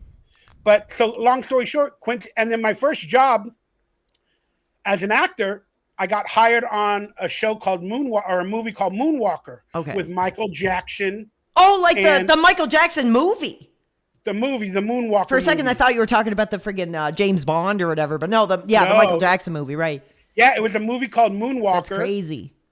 Out of nowhere, my agent says, "Hey, Michael, you got a part in this movie called Moonwalker, but they're going to be filming it in Sony Studios." Sony Studios at that time was becoming Michael Jackson Studios. Yeah, it was called Sony-MJ Studios. So I went to the studio. I don't know what I'm doing. I'm going to be in this movie Moonwalker. It's one of my first jobs. Did you know it was like a Michael related piece at the time? Yeah, I knew that. Yeah. I knew that. So I realized that maybe it's all coming full circle, And then I was greeted by Quincy Jones and all these other people. And then I found out they were filming a music video called Batter. It's a recreation of the Bad music video. Oh, with the kids doing the dance and stuff. So they had professional dancers and stuff like that. But they were filming, I can't explain it. It's so meta. That's good. So what this project was a recreation of the Batter music video or the Bad music video with all kids. Yeah, I've seen that. Yeah. But they were filming the behind the scenes. So every director that was filming the Bad Kids music videos was a child. Yeah. So the director was a child. The producer was a child. Like actually? Yes. We were all the actors hired. Even the actor that played Goldberg in the Mighty Ducks was one of the actors. He was one of the producers, and he held a cigar. It was so weird. So they weren't just trying to promote it, like, get some cute shots of some kids with the video camera. They were actually putting this production together with actual children. Is what you're saying? Yes, the children are playing Michael Jackson and the dancers. They're making the video with kids. That's nuts. They're recreating it. But like I said, in real life, you would have the crew, the directors, the producers, and everything filming that video. Yeah. But so we had a second crew of actors that are pretending to be the director. They're filming behind the scenes with all kids as the director, the producer, the crew member, the gaffer, the lighting, the casting director, all of that. They're all kids. Then there's another crew of adults that are watching the fake crew, filming them behind the scenes while filming the music video. It's a fucking whole matrix. Yeah, but again, that's hilarious. It's a weird way. And, if you want to go to the conspiracy theories. Yeah. Oh, that's a way that Michael Jackson had a lot of children. Around him. That's I've heard that story that basically, and I don't want to speak too much out of school, man, but apparently people put that together, that stuff like that was almost like a scouting session for kids. It's scary to think about. It is, and that's the thing that's so sad about Michael. I don't believe it though. I think a lot of us want to believe nothing happened. I'm kind of like on the fence because nothing's impossible. Nothing happened. I'm gonna say it right now. Nothing happened. Well, I'm gonna hope. I'm at that mindset. Yeah, I do as well, because it's like, man, if that stuff was really going on, it would be horrifying, for those people involved. And personally, like, I hope, it's not. But definitely check out the documentary on his trial. Like, it's absolutely incredible. I think you'll really enjoy it. Yeah, I definitely want to watch that. But I'm at the mindset, like I said, I've met Michael on numerous occasions. You met Michael? Okay. No. Yeah. That's crazy, dude. It's awesome. Yeah. Officially, I met Michael. So, like I said, I did the play, the Glee Club, and I met Quincy on a bunch of occasions. Worked with him doing the play and all that other stuff.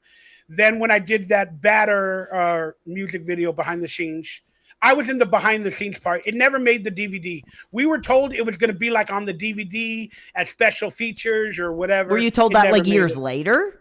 Because I mean, that wouldn't have been DVD at that time, right? That would have been like VHS. No, that was like right at the beginning. I believe DVDs were coming out right at that time. Okay, no, I thought I wasn't sure. Or VHS or something, but yeah, I'd have to look at the time frame. But no, I don't remember if they said it'll be on DVD.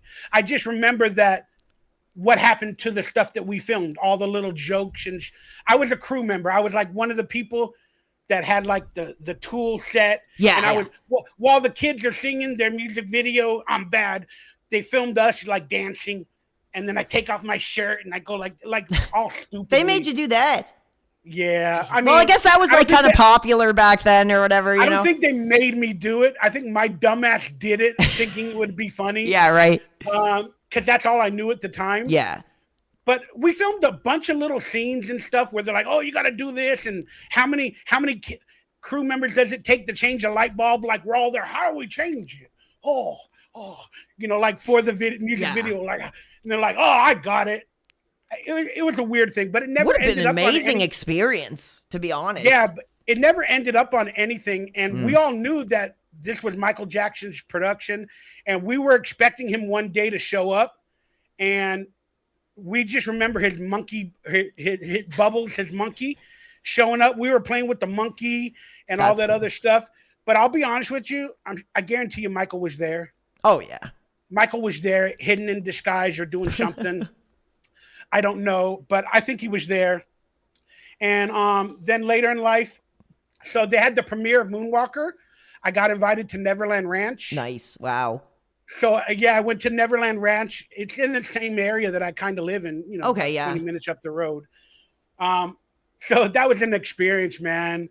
Oh yeah, dude, that's an incredible story. Like honestly, yeah, I know all the rumors and everything about that he has carnival rides and all. Innocent. No, I'm just saying I knew all the rumors about how crazy his house was at the time. Yeah. And now going into the premiere, now I know more about Michael Jackson because I'm kind of like in that world. Yeah. So we go there, and then he gets on a stage. There's a lot of kids and their family there. They got carnival rides. They got corn dogs. They got like cotton candy and everything. And they got all these rides. And I wanted to see the if they had an official Pirates of the Caribbean ride, because I heard they had one there. But then Michael gets on stage and he's like, "Oh, welcome to the Moonwalker premiere. God bless you and your families." I'm talking like you now. And then I just remember the quote that he goes, "Everybody have a good time, frolic. I just remember that word frolic. And he goes, "Remember, there are no rules. There are no rules at Neverland."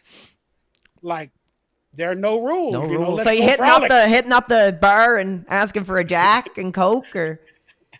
Yeah. So that was kind of the first time I met him indirectly. That's cool, man. And then later in life, I was working at a comic book store on City Walk. Oh, really? That's cool. Yeah, called Things from Another World. Nice. And then all of a sudden, it was like a rainy day or something, and then we got shut down. They came in and they said, we're closing the store for like an hour and a half. And then they go, because somebody's going to show up like a VIP. Yeah. And we're like, oh, we don't know who it is. Then all of a sudden, this man in a hood, wearing mask and all this, walks in, and then we all know. We're like, that's Michael fucking Jackson. Whoa, that's Michael Jackson.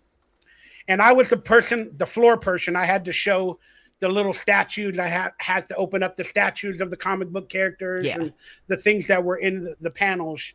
And apparently Michael asked for one of the panels to be open to look at it. And then they're like, Michael. They're like, Michael, you got to open it up. And I'm like, yes, sir. Because I know who it is. And I don't want to tell him anything. They told us not to talk to him. They gave us all that shit. Yeah. But don't look at him. Don't breathe near him. Don't talk near him. Yeah. And I'm like, you started my career. I want to tell you everything about my career because I became an actor after Batter or, the We Are the World play that I did. But I couldn't talk to him. I knew professionalism. I was already an actor at this point. This is like 1999. Oh, wow. Cool.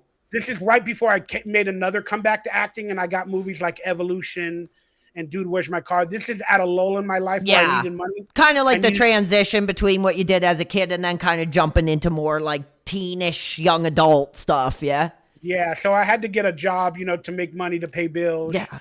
So this is at a lull in my life. So they asked me to open up the thing to show them the statuettes or whatever. And then, I kid you not, and I've had interactions like this with some other people that it's going to sound unbelievable.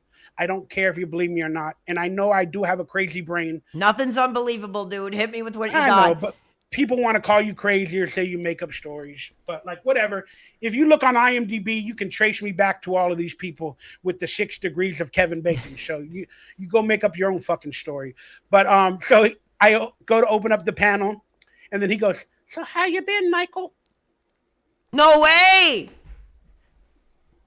Dude, I would have had an accident in my pants. You know who I am? He goes, "Yes, I remember you." That's what he said. "Yes, I remember you."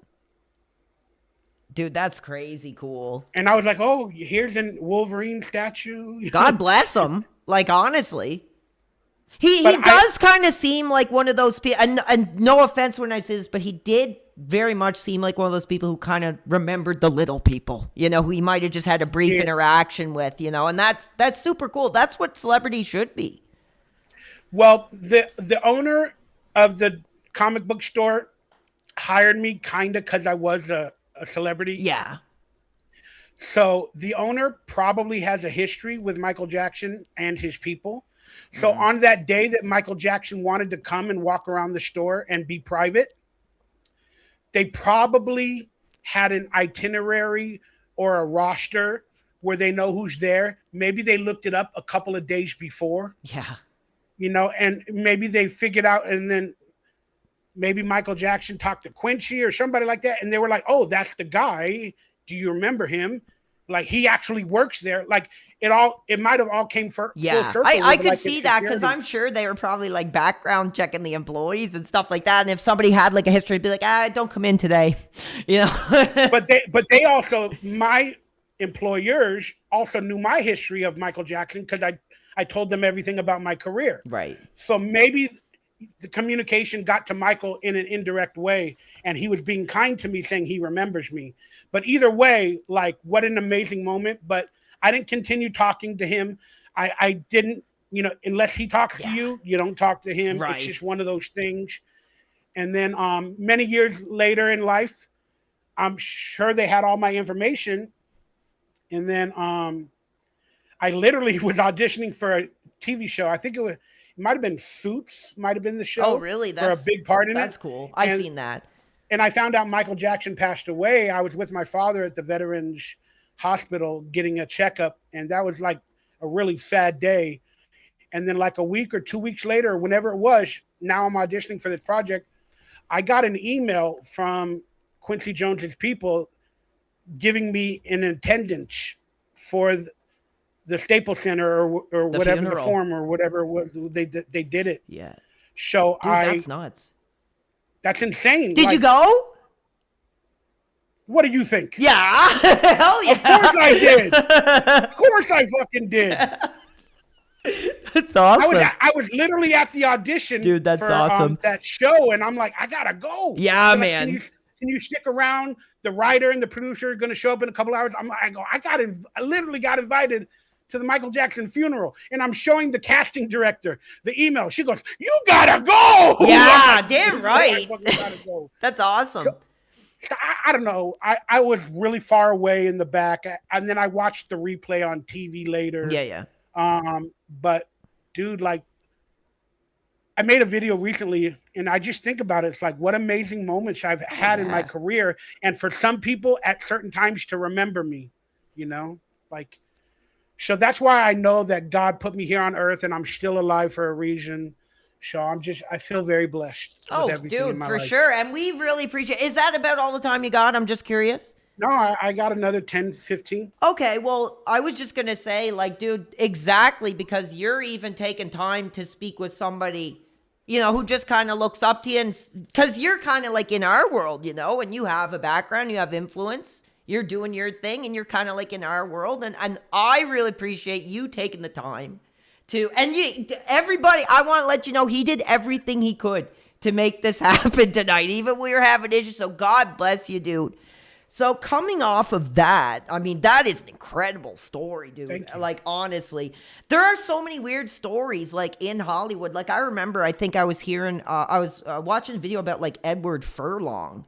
And apparently they just like found him at some like kids at an club arcade or something. Yeah, like that. And just were like, oh, you're going to be in a multi-million-dollar movie. And the dude didn't even act. So I can kind of see that whole thing, like in a place like that. That's how it happens, man. Oh, yeah. Not like, again, I was in a glee club and that's how I got started. But it happens like that. But nowadays, again, the entire acting world is different. Right. I wouldn't wish parents to try to force their kids to become actors nowadays. I wouldn't do it. Yeah, not now. I mean, it's a whole maybe when the child turns landscape. 17. Yeah, if the child turns 16, 17, and they're kind of already got their education in, what kind of education does America give anyway? That's a story for another day. But yeah, I don't know. Well, in a way too, before I ask this next quick question, it kind of seems like with the absence of like actual like television now, I mean, we have Netflix and stuff, but like child stars like aren't as prevalent anymore.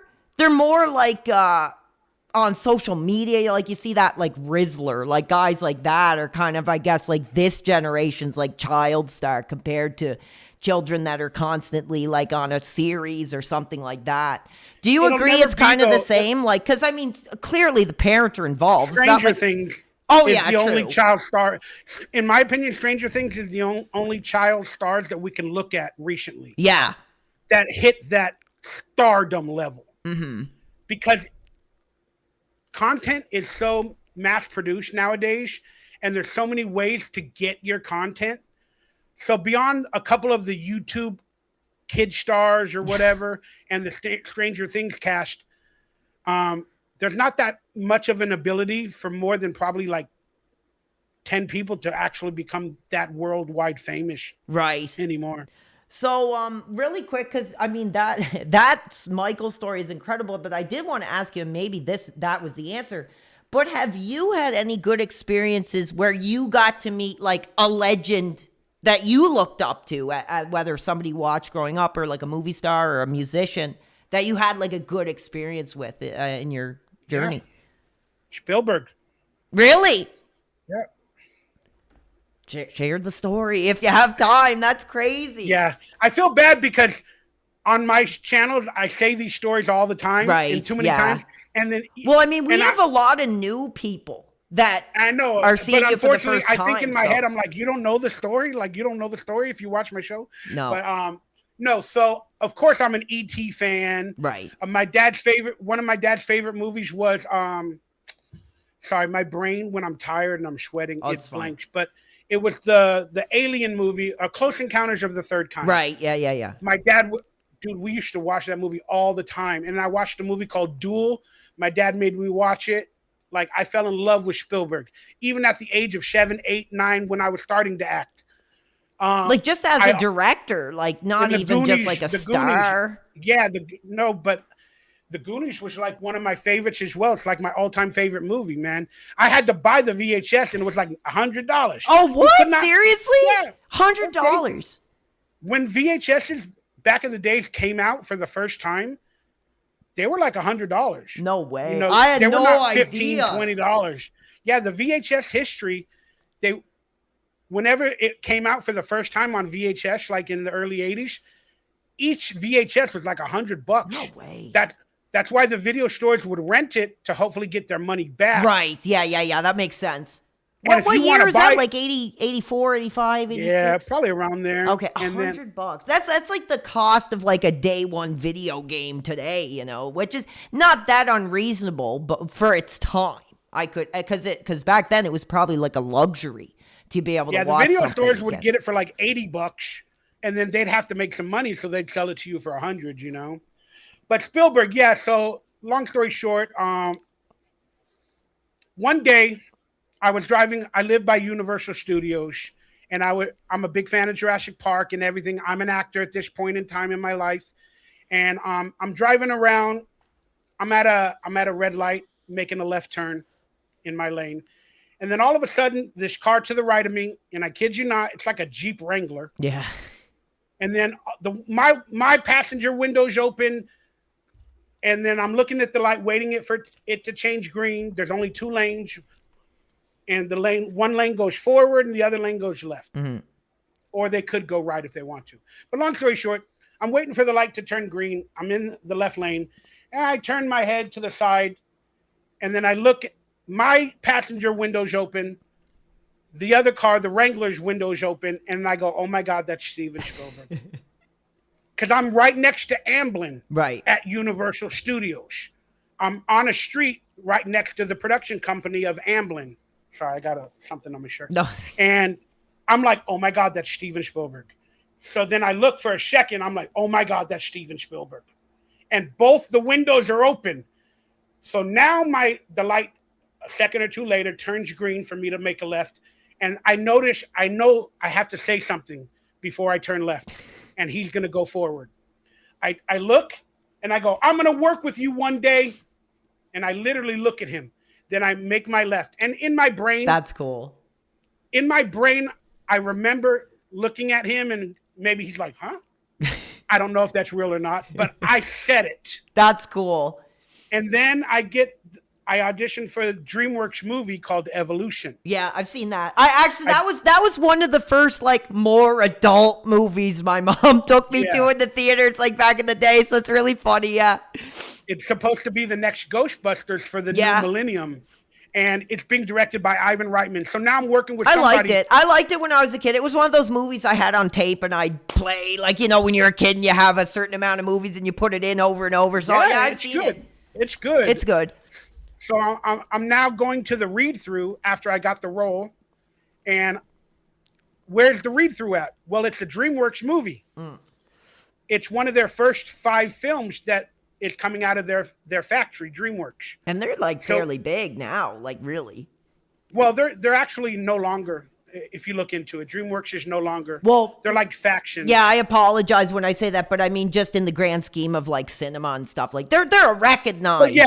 At that moment, sorry, like I said, at that moment in like 2000, they were the big studio that was just coming into the market, and we were going to possibly be one of their first blockbusters. So the read-through with the cast is at DreamWorks Studios. So now I go to DreamWorks Studios.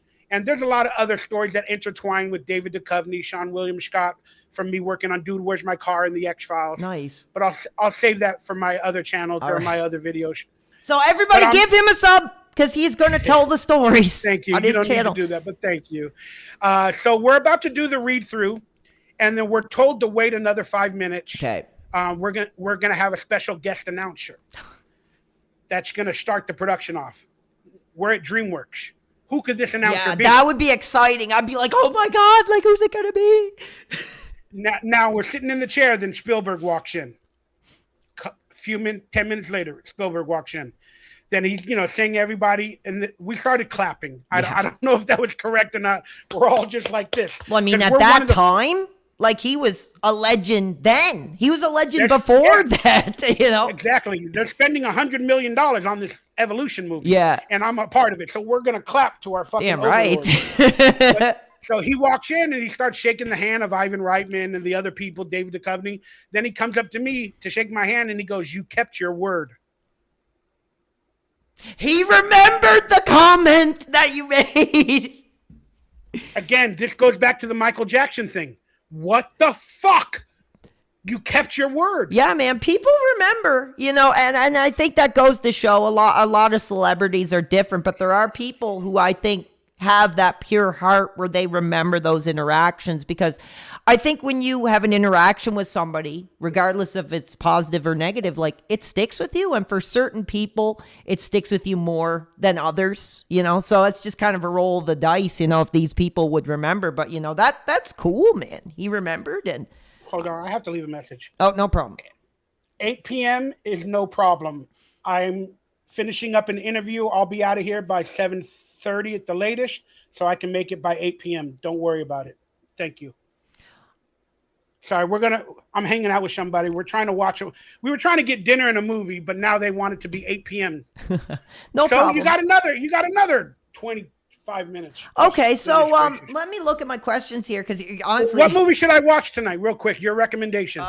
Okay, what movie should you watch? Have you ever seen Hider in the House? No, I meant what's in theaters. Oh, in theaters? Yeah, I'm going to a theater. I want to watch Disclosure Day. Well, Spielberg's. Since we're talking about Spielberg, that'd probably be the best option. Yeah, because I'm a conspiracy theorist. I love all that alien stuff. That's what we were hoping to do. I was hoping to get Chipotle burrito tonight to treat myself. Gonna get a Chipotle burrito thanks to you hooking me up with some money. That was the agent. Burrito. Big ups to him. But no, that's awesome, dude. So you're still like a movie guy. You still get out there and you still watch movies. Well, not that much. That's why today's like a beautiful day for me. I'm able to earn some income, hang out with a new friend like you, and then watch a movie later.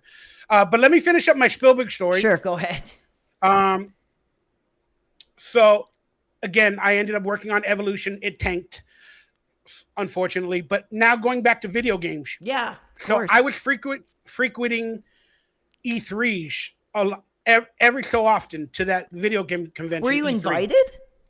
Yeah, well, as an actor, then I became semi voiceover person. Yeah. But yeah, so the first time I applied for a badge, the first time before I met the voiceover people, I applied for a badge and I got it like as an entertainer, like as an actor. And then now, since I had voiceovers for video games apparently on the books, I was now considered like with the company. Right. So you were kind of brought in because you said you weren't like a gamer, but you've had some experience in the industry. But were you kind of brought in almost as like an attraction, kind of, I guess? I don't care. I got to go to E3. Oh, there's nothing wrong with that. I'm just saying, because you have a name and stuff. They're like, hey, well, we should bring this guy around. And yeah, I started to get a badge. Yeah. Behalf of Rockstar one time. Damn. Then I had a badge off of Fox Studios one time. I got like different badges, but this one year I was a big Medal of Honor fan. Yeah. Going back to Spielberg, and they were coming out with a game called Medal of Honor Airborne. Yeah, because he had a big role in those games. I forgot about that. It was like his kind of idea. That was his thing. Yeah. When I was working on the TV series Dark Angel with Jessica Alba in Canada, in Vancouver, for many months, I had an entire suite at the Westin. Oh, Jesus. Dude, I had it big up there. That was so much fun. I had a 3-way, dude, with 2 French-Canadian girls while eating Thai food. Living that Hollywood life, baby. I was going to ask, you didn't get hurt? You didn't get Jessica's number, did you? We're actually friends. That's cool, man. I don't like to throw the names out there too much. No, I know. She's a very decent person in my life. Right. You know, not every day. She's got her own world. But I'm just proud. There's a few people that are still in my life. A lot of people got rid of me. They canceled me because I'm a conspiracy theorist and I tell the truth. Yeah. And, you know. But why would they feel that way, though? Because, like, I wouldn't assume you're directly, like, trashing anybody. Is it really just that touchy in those circles to go on, like, talking about that kind of stuff? Politics, religion, all that shit is ridiculous. Especially as an American, because, like, I'm a Canadian, too. Yeah, and then, you know, some of these people, they do know who I am, or they watch my YouTube videos, and sometimes I have depression videos where I talk about anxiety, depression, and I kind of become like the Debbie Downer. Oh, and then they're like, I don't want to be associated with him. He's always depressed. No, I think that's really sad because in a way, when I see you talking like that, like I kind of think it's inspirational. Here is a guy who's had a career and you're still out there. You're still putting yourself out there, but you are kind of vulnerable to just be like, hey, this is what I deal with. These are the things I go through. And I'm kind of the same as well. Being bipolar and stuff, I have a lot of ups and downs. So sometimes I will come on and I will not be in a great mood, but I try to push through. But there are times, dude, where I can like barely get out of bed. Like it's tough. And I think it's really heroic to express that. People aren't entitled to know how your mind works or what you go through, but to let people know, they judge, unfortunately. Like, thank you for always getting your strength and going on stage regardless of how you're feeling. Right. Because to be constant is the most important thing. To be constant, you get it, and be truthful. But just to back end this issue, no, you're perfectly fine. Trust me, I get sidetracked enough on my own. Don't even worry about you. Okay, go on. But I'm just saying, like, when I talk about conspiracies or Sandy Hook, or I talk about those type of things, from all the evidence and the data that I've been watching, you can't watch it on YouTube, But then if I make a video talking about it, if one of these actor friends of mine sees a post I make on Facebook or on Instagram or Twitter or wherever, they look at that and they don't believe it.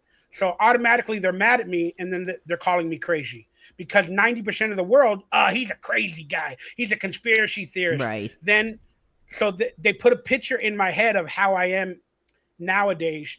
So they don't want to be associated with that because that would fuck up their brand. Right. You get it? Yeah. So they stay away. They might still love me and care about me, or now they're like, I never knew he was like that. Right. Oh, I got to stay away because I'll fuck up their brand. And then with agents and managers, they tell me that I create toxicity. And why don't I have 100,000 subscribers on Instagram and Twitter like my other Nickelodeon actor friends of mine? Well, because they're fucking fake as fuck. And all they do, I'm not talking about anybody in particular, even the mainstream stars, but they're fake as fuck. Yeah, trying to just toe that line. I'm at the grocery store today. Oh, I bought this new product. It's so fantastic. No, I get, as a streamer in this industry, I totally relate with that, because I like to think like I'm fairly real. I be who I am. I don't really put on an act, but I totally get that because there are, like, in the modern era, there's these streamers with the earring in their ear and the blue hair, and it's a product. People become products, and if they want to stay away from like certain touchy subjects that like may not reflect on their brand, they're going to throw people to the curb. And I can see that with what you're saying for sure. You're not supposed to post your pain. Yeah. You're supposed to post your pleasure. That's what agents and managers tell me. All right, back to Medal of Honor Airborne. Yes, I'm sorry. Go ahead. Don't trust me. You're not the problem. Stop saying you're sorry. Okay. You're amazing. Okay. So I went to E3 and they were having Medal of Honor Airborne. They were having a presentation for that game. And they had this room with like a screen, a 360 screen. And they were going to show like the trailer for Medal of Honor Airborne, like at 1 p.m. Specific. Yeah, they used to do these huge productions for their trailer launch. I don't think E3 is even a thing anymore, but in the day they were like huge. Yeah.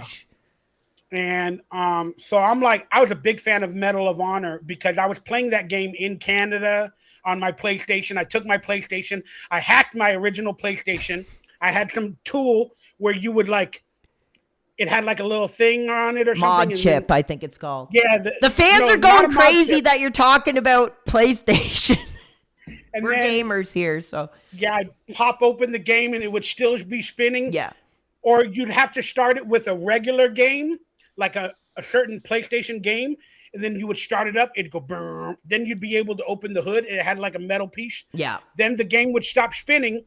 Then you replace it with a burnt copy of another game, and I had a lot of games. But I brought my PlayStation to Canada while I was filming Dark Angel, Cool. and I finished. I think it was the first Medal of Honor. Yeah. Like So I was a big fan 99. So something I like was a big 2000. fan. Yeah, I think that was the year. And I was a big fan of Medal of Honor. So now I'm at the E3 for the presentation of Medal of Honor Airborne. Yeah. And they got this big old screen in this room with like black covers and everything. And you had to be like, have to have a badge Yeah. to watch it. So I get in there waiting. I'm looking around. This is cool. This is cool. I love this game. The lights go dark. All of a sudden, somebody comes out and speaks. And then they show the trailer, and it's 360. You just got to go like this, and you see the planes and everything. Oh, that's shit. Cool. You know, like, these are those amazing moments in life. You're like, yeah, I'm buying that fucking game. Now all we get is an effing YouTube video. Like, what happened to that kind of presentation? Like, honestly, dude. Yeah. So I watched the trailer, then everybody's clapping at the end. Then all of a sudden, you know, the lights go dark again, and they're about to come up. Then I hear from my right side, so what'd you think? I said, fucking awesome. I can't wait to get it. And then I look, Steven Spielberg standing right next to me. No way. Again. Steven Spielberg just asked me, so what do you think? I'm like, fucking awesome. And then I look at Spielberg, and he's like, how you been, Michael? That's crazy. Same thing with I'm just like, are you kidding me? So he apparently walked in, saw me, then when the trailer started to air, walked beside me because he thought I would be the person that's probably the most real to ask what I thought of the trailer instead of all the other VIP individuals. And he was there with his son. I believe his son's name is Max. But he was there with his son, and then he's like, so how you been? I go, oh, now I've been good, sir. You know, nice to see you. Thank you for, you know, allowing me to be in Evolution, this and that. And he's like, yeah, too bad there couldn't be a sequel. And that was it. And then he's like, you know, you have a good day. You know, good seeing you. And then he just walks off. She's like, oh my fucking God. That is cool. Like, honestly, that goes to show. I'm like, why am I not a star, Steven? If you like me, and hey, you got anything coming up you could put me in? Should have threw it out there. He might be looking for me, but I don't have an agent currently, and I haven't pursued acting for a little while. Have you ever like received, like you talked about acting and stuff, have you ever like received a script or a proposition where you're like, oh, hell no, like that's stupid, ever in your life, where you're just like, I'm not doing that? I'm curious. I really wanted to ask that. That was one of the questions. Really quickly, because I know we don't got much time. The fans are going crazy. They want me to say they love your co-host, Jess. We got a lot of fans of Jess, I guess, in the house. So they wanted me. Yeah, she's not technically a co-host, but there's these girls that are amazing, and I wish I could sleep with all of them because I love that. I love beautiful women. But there's a group of friends or fans. They're called the Bauer Puff Girls. Mm-hmm. They named themselves the harem called the Bauer Puff Girls. And we have a chat room like on Instagram, and they're just. I want them all to become like sisters, because a lot of people need company and friendships online and stuff like that. Oh yeah, for sure. You know, to make their lives better and less lonely. Well, that's what I found was really powerful about doing my streaming. Is at first it was just me streaming, and now I have like a whole community, and they all do stuff, and they show me stuff, and it's great to provide that for people. But I had to say that because the fans are going crazy. But anyway, just back to that, because I know they call themselves my sister wives, and I'm like, does that mean they actually think of me that way? Maybe we could have a Bowers Angels thing going on here. I ain't gonna lie, man. I'm a horny old man, dude. I love women to death.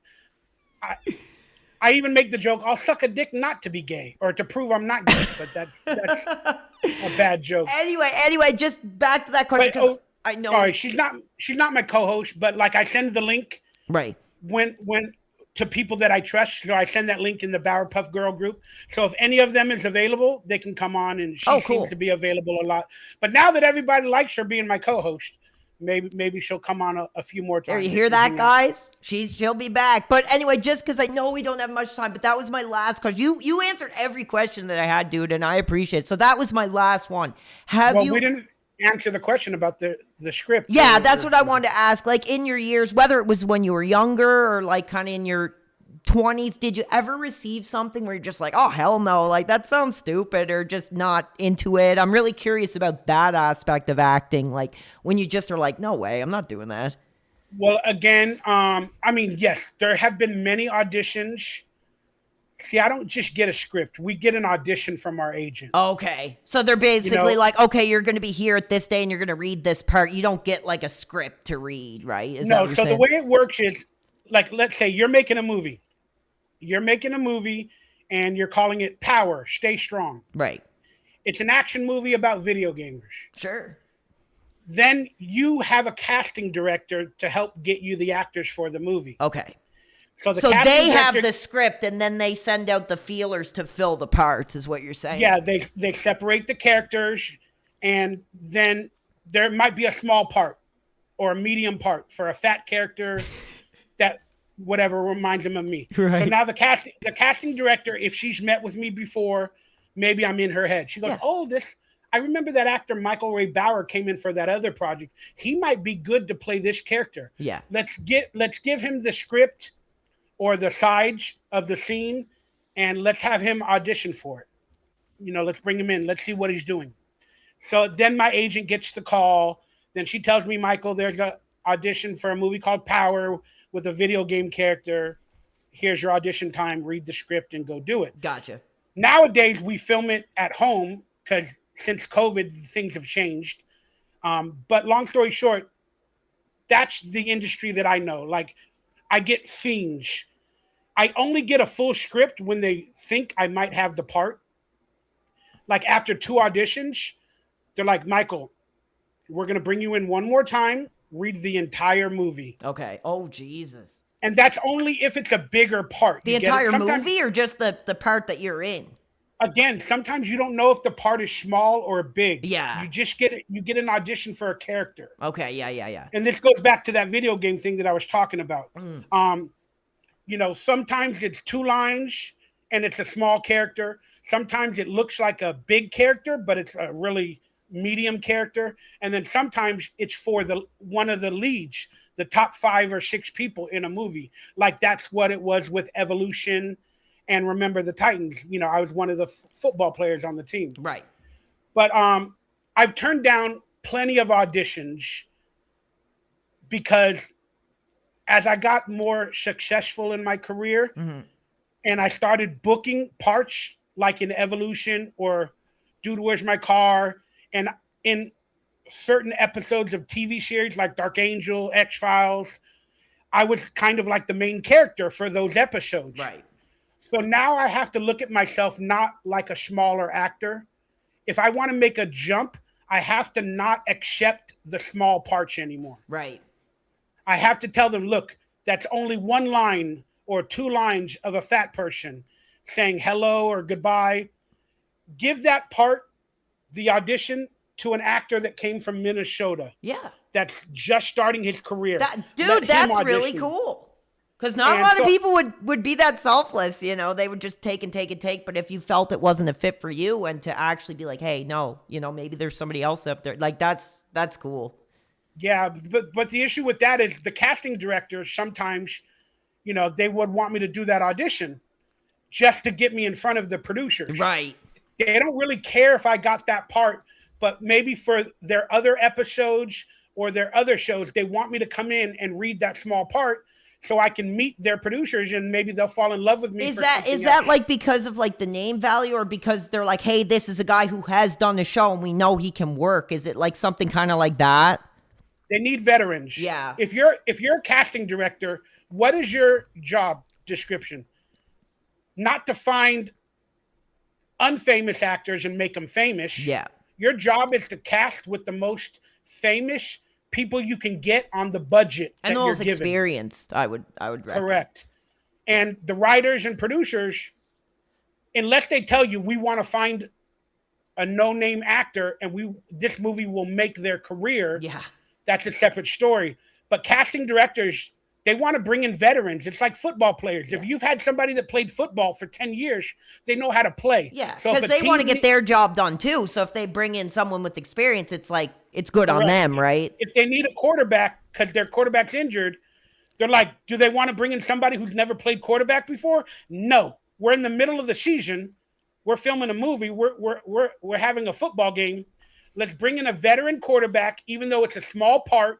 He'll only play for one game. Yeah. It's a small part, but Michael Bauer, he'll know how to hit his marks. Cool. He'll have his lines ready, and he's a little bit of a cameo actor that we can get for a cheap price, right? To have the little role in your movie. So let's try to get Michael Bauer. But then again, when I turn him down, I now upset them. Yeah. Because, I can see that. But they didn't explain it to me like, oh, we need a veteran actor. We have a small part. This is why I want you. They explained to me, and they just said, here's a part. It only has 2 lines. And then in your mind, it's like they wanted you for your what they would see as the skills that they've witnessed from you before.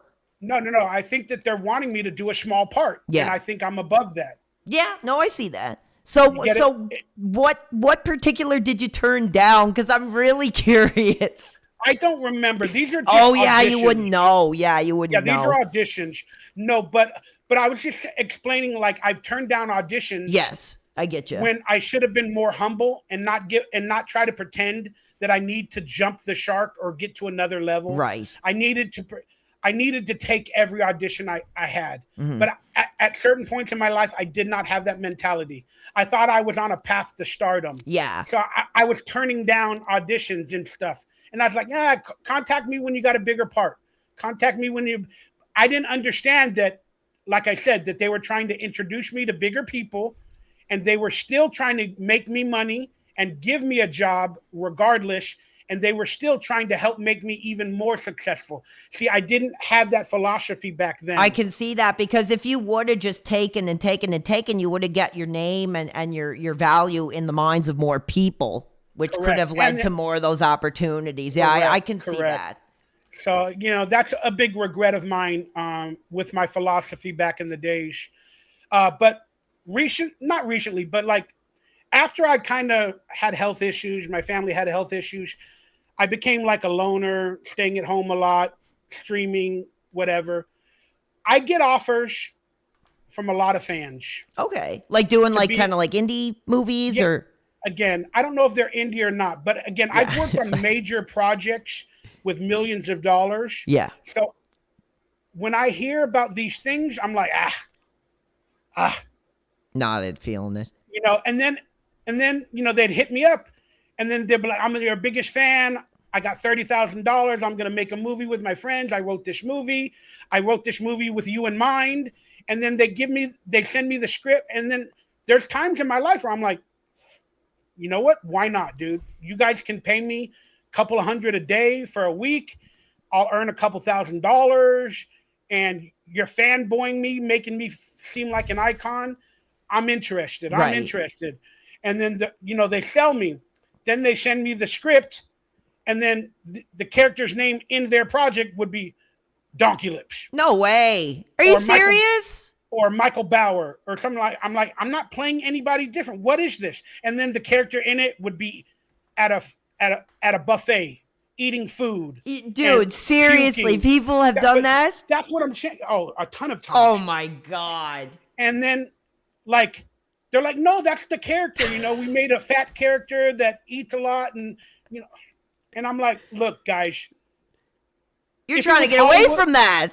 Again, if it was Hollywood and you were $100 million production, at this point in my career, I'd probably take the job. Yeah. But now you're selling me on a $25,000, $30,000 of your mom's credit cards, and that's the role you're giving me, and I can't do something different to try to make a different visual of myself or something in the acting world. Because I have a feeling like you would be interested in taking something and doing something, even though like you said you have some health stuff, but if it was an opportunity to like reinvent or just give a new type of performance, like you'd probably be down for that. And then there's another occasion where And a lot of these people too are like horror directors, because what happened in Hollywood is when Blair Witch Project Amazing happened. Movie. Yeah, it wasn't good. Big fan. I hate horror movies, but yeah, you're not really a horror guy. No, because real life is horror. General politics, religion. But Blair Witch came out. They made it. I don't know how much money they made. A lot.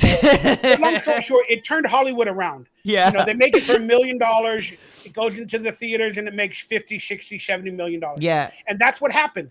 And then horror films became that entity where they can make it very cheaply. Yeah. And then they can quadruple their money every time. Then there's a horror movie every week in the theater. Horror movie every month, every this. A lot of direct-to-DVD stuff back in those days.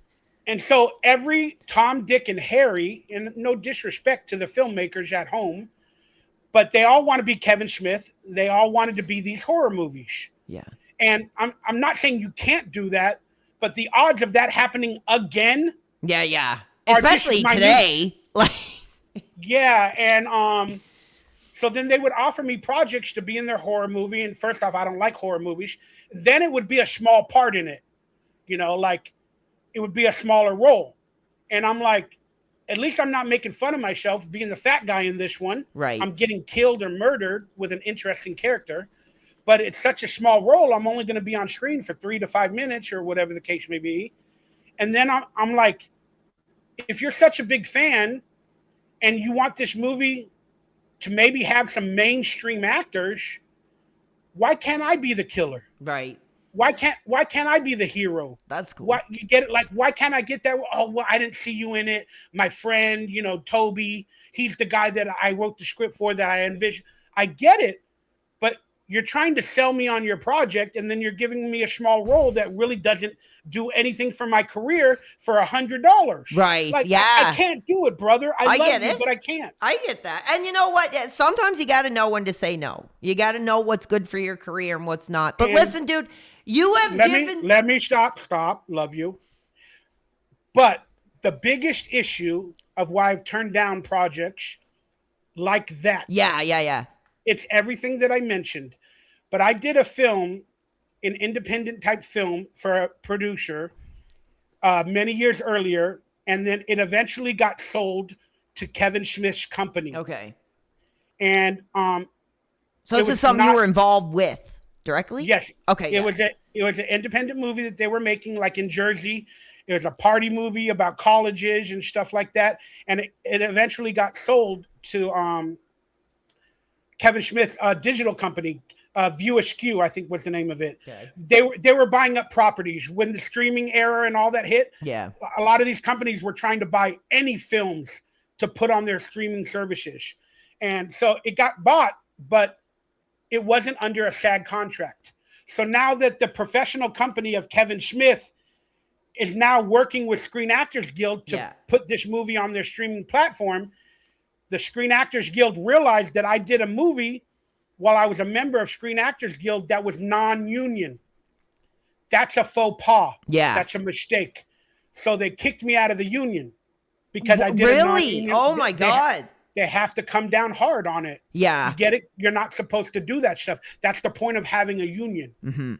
So they kicked me out, and then I had to rejoin again. I had to apologize in front of all the Screen Actors Guild and tell them why I did it, what had happened.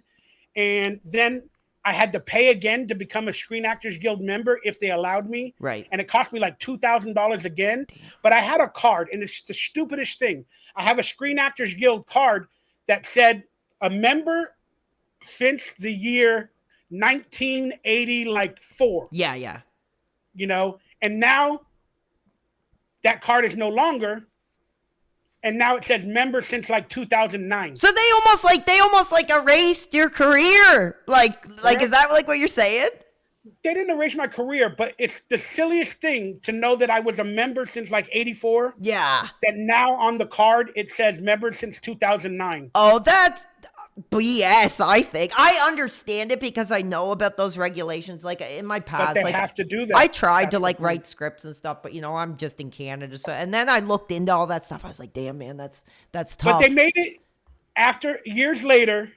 because they found out a lot of actors did stuff like that because the reason we do it is because we need fucking money. And it was a bit of a transitional period too, where I bet people were more likely to take on those kind of projects as the industry shifted to streaming. And I'm sure a lot of actors kind of seen that as an oversight and probably had the same situation you did. But if you're a filmmaker and you want to make this your project, and if you do want people like me, accessible actors that are a little bit mainstream, look, we'll do your project, but you got to go through SAG. You got to get, it's called accredited by them. And they do have procedures where you can get your production for a very low price under SAG. So do that. I know it's going to cost you money that you truly don't have, but it's worth it to get actual SAG actors in your project because it might be seen by more people in the long run. And you might have a name when you come out with your movie that might get put on all the IMDb's or everything else, and people will want to watch your movie. And, it might only cost you like $5,000 to become officially a part of SAG, where you can hire all their fucking actors. So is that like a concern for you when like people do approach you that you're not familiar with? You're just not exactly sure how legitimate they really are, right? I tell them, I say, are you under SAG? Are you SAG affiliated? And most of the time they're like, no, we can't afford it. I'm like, well, I can't do your project because if I get kicked out again, I'm done for life. Yeah. Even though I'm not acting right now, I still want to have that ability to have a comeback to be in SAG because they hold your residuals. Screen Actors Guild holds all your residuals, all your credits, your retirement, all that shit. It's the most important thing. Yeah, and it's really irresponsible of some of those people to potentially put people in the line of fire where that could happen as well without them maybe doing the research that they should. They were ignorant, but they were ignorant, and so was I. I was ignorant. I'm like, hey, these cool guys from New Jersey are making a movie and we're going to party with a bunch of naked girls and it sounds fun as fuck. I get to go to New Jersey. I get to hang out with amazing people. So listen, dude, I just want to say, dude, you have given more than you said. And I am totally humbled and I am so appreciative of it, dude. We're good. They're not coming to pick me up till apparently they said 8 p.m. show. How much longer do you got? I could honestly give you 16 to 17 more minutes. Well, how about this? 'Cause I got to take a shower and I got to get water. And then I got FIFA in the background. USA is playing Paraguay. Would you be up for maybe taking the fan question? Let's do it. All right, so whatever you got to do. Fans, we are getting an opportunity with you. Answered every question I had, man. So I appreciate that. But do we have any questions from the fans for Bauer here? Everybody saying thank you, by the way. Hit the thumbs up, the like, the subscribe. Yeah, well, while we're waiting for a question, why don't you just mention where people can find you and what you're doing now, and I'll scan for a question. Just look up Michael Bauer on YouTube or something. You'll find me. Or Google. You'll find everything. Okay, we are just looking for questions here now. Where are you at? How hot is it over there? But my gosh. Dude, it's like, I don't even know, like 16 degrees or something here. It's like nothing. Oh, and that's right. What part of Canada? What part of Canada? I'm from Prince Edward Island. Prince Edward? Yeah. Is that one of the Epstein people? Maybe. Like, no, maybe. I don't want to be associated with that. Okay, people. Okay, 1 second. People say, what does it take to act? What do you think it takes from a person to act? Mental illness. Maybe I got a chance at the big time then. Maybe, I don't know. I'm pretty mentally ill, so who knows? I'm just saying, like, with what the world knows about how people are treated, how much money they do not make, and how hard it is to become a success or even get one job. Like, I'm going to make a video one day soon, but it's like, I think most actors have mental illnesses. Right. I don't know exactly what they are, and I'm not saying it in a bad frame of mind, but to take on all of that pressure, all of that stuff, and like to be something else, and then maybe nowadays knowing that if you don't succeed, you're going to be called a has-been online or something, like, I don't know, man. It's too much pressure. Well, one thing I will say, and I am not an actor, but on some of my streams, like I've done characters, you know, like I'd put myself into like a whole other mindset of like another person. And one thing I discovered was, you know, when you're really feeling shitty about yourself and you're not happy with your life, it is actually really refreshing to become somebody else and just like leave your mind for like an hour or two and do like a character. That's something I've really enjoyed. But there were times. All acting comes from within. Yeah. Like, I don't care how many times you've seen Johnny Depp or some of those amazing actors play completely different people. All characters come from within. Yeah. So they say, what do you need in order to act? Well, you just need to want to. You just need to want to create. And all the characters come from within, you know. I can find an evil person in my body if I look for it. Yeah. I can find a comedian in my body if I look for it. I can find multiple personalities in my body if I look for it, you know, in order to create different characters for the movies or the TV shows. So like I said, do I have multiple personality disorder? Am I mentally ill? Again, you be the judge. Yeah. But this might be therapy for people to become an actor, to let out what some other people would call their crazy or their differences. And it's nice to get out of your skin and try to pretend you're something else. Right. Well, one thing I've really enjoyed about streaming is like I'm a pretty like I said, my whole philosophy is like no life, no wife, no ass. Like I am like very isolated. So like, you know, I'm talking and I'm having a great time. I express myself, but when I'm off the camera, like I'm not saying anything. You know? Yeah, I'm the same way. So when I get on, it's just such a great outlet to just let that emotion out, let that excitement out. Like I do a lot of gaming stuff, but my real passion is just talking. You know what I mean? And the gameplay is almost like a vehicle for me to just interact. And are you making a living at what you're doing? Yes, I am. I've been making a living for about a year and a half, but I don't want to get into it. But I was kind of caught up with some bigger platforms that were kind of showing my stuff, and it was kind of like a big messy thing where I had a big fandom, and then they kind of turned on me. As long as you got controversy, you'll become more popular.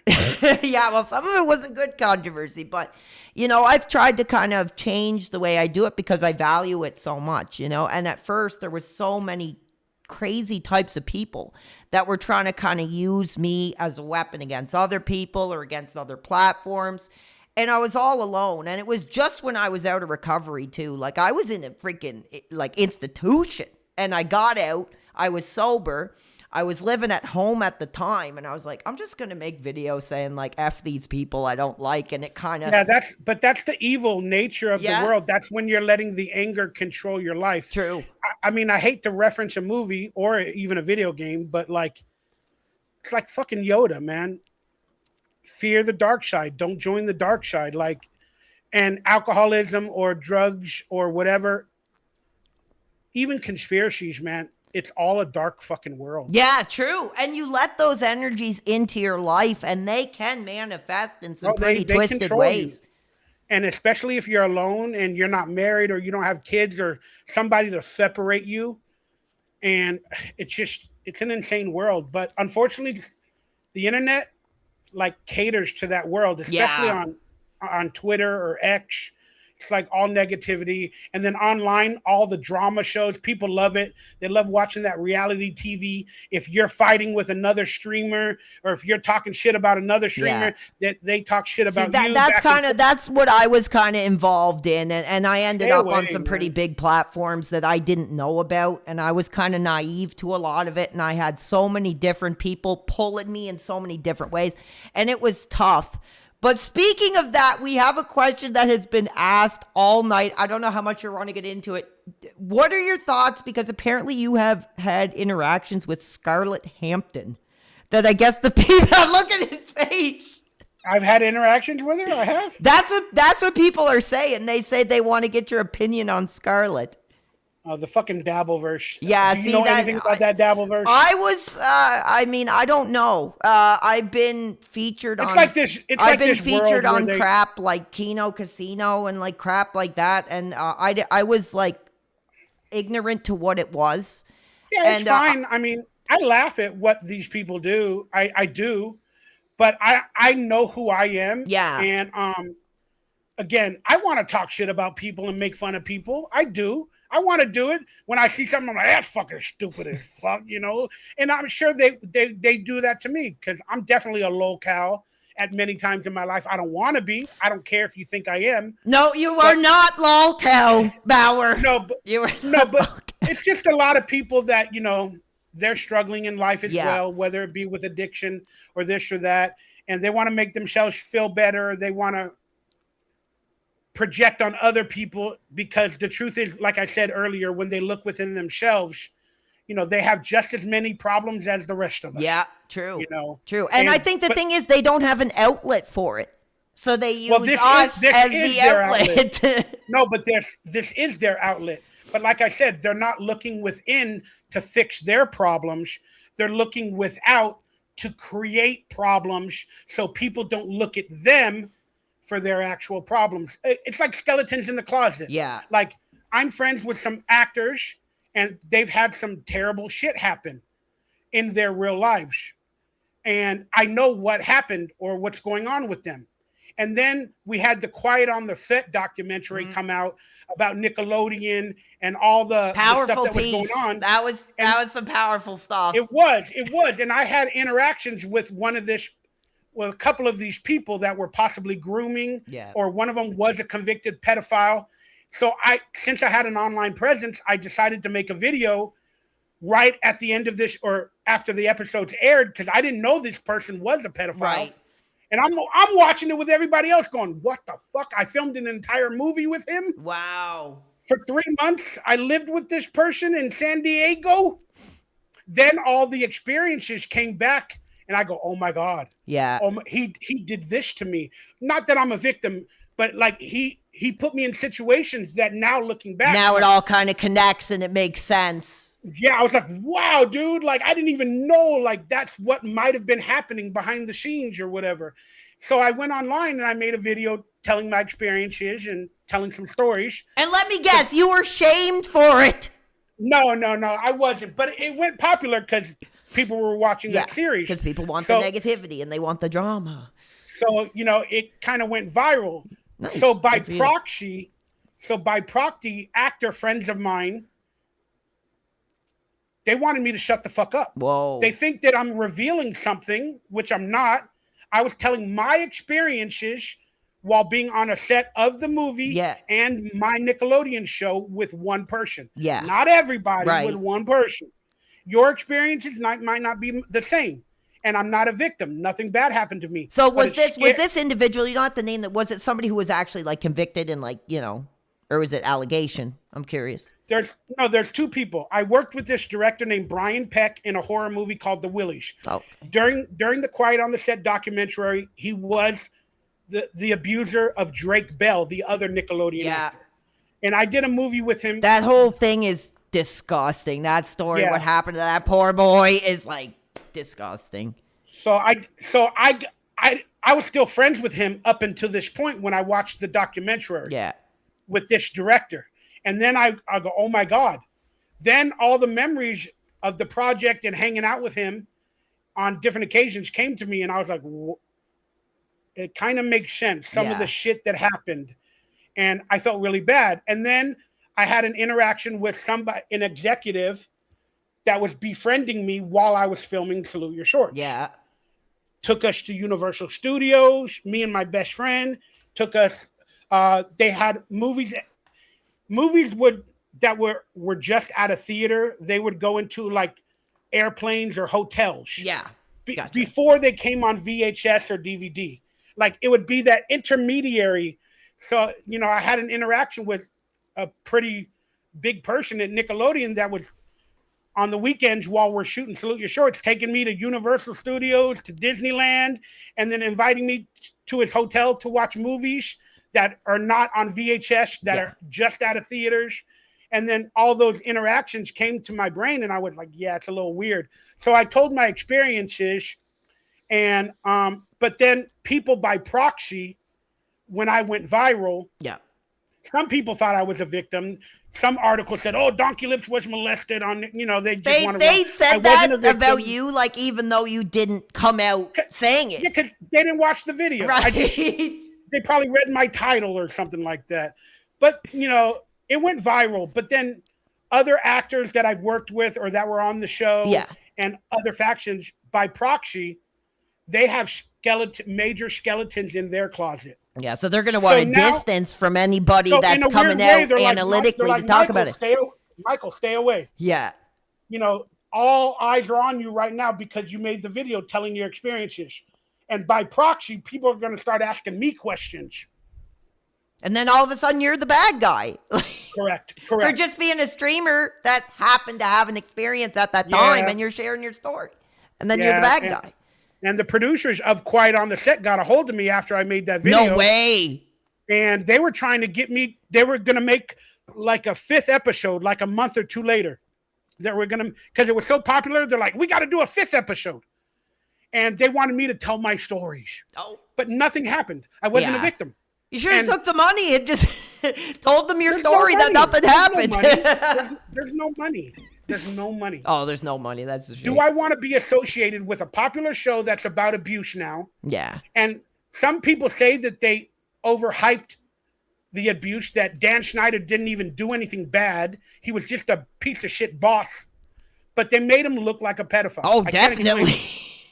I mean, that was a bombshell documentary. I mean, I don't want to. I'm really into those types of stories. I watch a lot of them. I seen that documentary shortly after it came out, and man, that did not make him look good, whether he was guilty or not. But again, they had like legal proof with some people, and then with others, it was just stories. I'm not saying that the stories are not legit, but it was just the stories, and nothing's been proven, unfortunately. So you can't really place them as officially they are. You get it? Like, unless somebody come out like Amanda Bynes and said he was, but she's never done that. And I mean, too, if they put you in that situation where you come out and tell anything, you could open yourself up to like legal vengeance here, you know, or something. Well, nothing happened. It was just experiences that, looking back on it, I'm like, that's a little peculiar. Yeah. You wanted to come in the bathroom with me while I take off my costume? Yeah. That's a little weird. It's a little weird. Now that I know you're a pedophile, now I know why you wanted to go in the bathroom and you asked to help take off my clothes. You had that sixth sense even back then. Yeah, people are like, what do you mean he had to help you take off your clothes? I was in a horror movie with him, and then we had like these maggots on my body, and I had to film the scene while they're all covering my body. Right. And then after we filmed it for like a half an hour, I had to go to the bathroom, and they weren't maggots, they were mealworms. Right. But I got to brush them all off.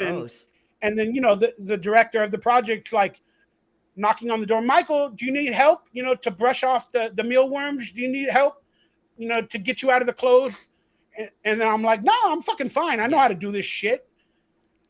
It's just one of those things that I didn't understand. Then when I watched the documentary, I'm just like, and then he got mad that my dad came because they thought I was going to room with him. Oh, they got mad that you had attentive parents. Yeah. Oh boy. Yeah, that's what I'm saying. Like my dad was not able because of his job to go to the location with me to film. Yeah. So the director, again, he was a friend of mine at the time. He had hired me, and he's like, "Oh, no problem. You know, we'll be in the same hotel. We'll have the same room. We'll run his lines. Yeah. It'll be like bunk buddies. Like I think the TV show back in the day, Bosom Buddies." And then my dad was like, "Ain't no way, my kid." So my agent gave my dad money to miss work because we were going to lose money to film the project. Yeah. So my dad came with me, and he's like, you know, I'm going with you. I'm going to be in the hotel with you, and we're going to have to get our own place or whatever. And so that's what he did. And so even your dad, your father at the time, sort of seen the red flags. Yeah. I don't Thank know. God. God bless him. I don't know if he wanted to do that. I don't know if he saw the red flags, but still, it's just, so long story short, like I said, other people whenever I get in the headlines and I'm friends with them and they have current skeletons in their closet, they don't want any eyes to go upon them. Yeah. And just to end this story real quickly. Yeah. Like I also did a reunion for Salute Your Shorts in Portland a few years back. Oh, cool. And TMZ met me at the airport. No way. And I'm a conspiracy theorist, and I was talking about chemtrails and everything on my Facebook post and whatever. And then TMZ, you know, stops me at the airport. Hey, Michael Bauer, you know, I'm a big fan, blah, blah, blah. And he's filming me. Yeah, those people are he's nuts. like, yeah. And I'm like, all right, you go, you're doing a reunion in Portland. You want to talk about it? Yeah, I'll talk about it. Like, because he was reading my Facebook post or whatever. Yeah. And I'm like, cool. And then he goes, hey, I saw your post about contrails or about chemtrails. He's like, do you really think those are real? And then I remember him going like this with the camera. Like he had it like this or something. Yeah. And then he goes like this and he puts it down. What about those chemtrails? And I'm like, yeah, man. I go, everybody needs to look up. What are they spraying us with? It's some bullshit. I'm like, it's some bullshit, man, you know? And then he picks up the camera again. He goes, all right, thank you, man. Can you give a shout out to your fans? And then I do it. Then they air it. The camera was on me the entire time. Yeah. Then Harvey Levine or whatever the guy's name is, you know, they do an episode. Hey, we got Michael Ray Bauer, actor from Salute Your Shorts. Dude, where's my car? And then Harvey goes, who? And then they go, Michael Bauer from Dark Angel, whatever, Wonder Years, blah, blah, blah. Who? And they go, I don't know. What a POS, like pretty much, yeah. That's. And then Harvey goes, yeah, so what is this video about? Well, he's a conspiracy theorist and he believes in chemtrails. And then now Harvey in his Jewish lawyer ass, and then they made fun of me on TMZ. And then that aired, right? Yeah. Then people that are friends of mine, or maybe even, and I'm not going to say no names, but somebody on my show contacts me and says, you disrespected me. On your show that for the reunion, you mean, not your stream, correct. Right? Okay, yeah, sorry. Go ahead. Yeah, that was on my show. Yeah. They call me and they're like, what the hell was that? What did I see on TMZ? You disrespected us. You disrespected your entire cast. And are you really one of those idiots and crazy people that believe in chemtrails? They're like, Michael, how stupid can you be? This is ridiculous. I can't even be seen with you again. What the fuck did I do? That's bullshit. Honestly. That's crazy.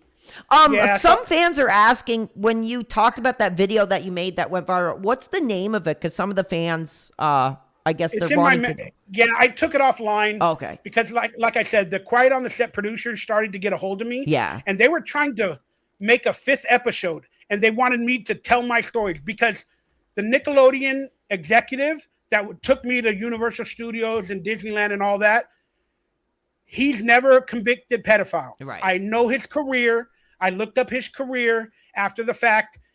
He was no longer there a few years later. But the point was, I didn't say the name. Yeah. It's not my point to accuse him of possibly grooming because nothing happened. And you know the way those documentaries are. They'll take one clip and then mash it together, and then you got yourself on the air alleging to something you didn't even say. Correct. Again, so this person was amazing. It's just looking back after watching the Quiet on the Set doc, I just started to realize there were some weird little instances, you know? And then the Quiet on the Set, like I said, they saw my stories and they can you come in? Can you be a part of the next episode?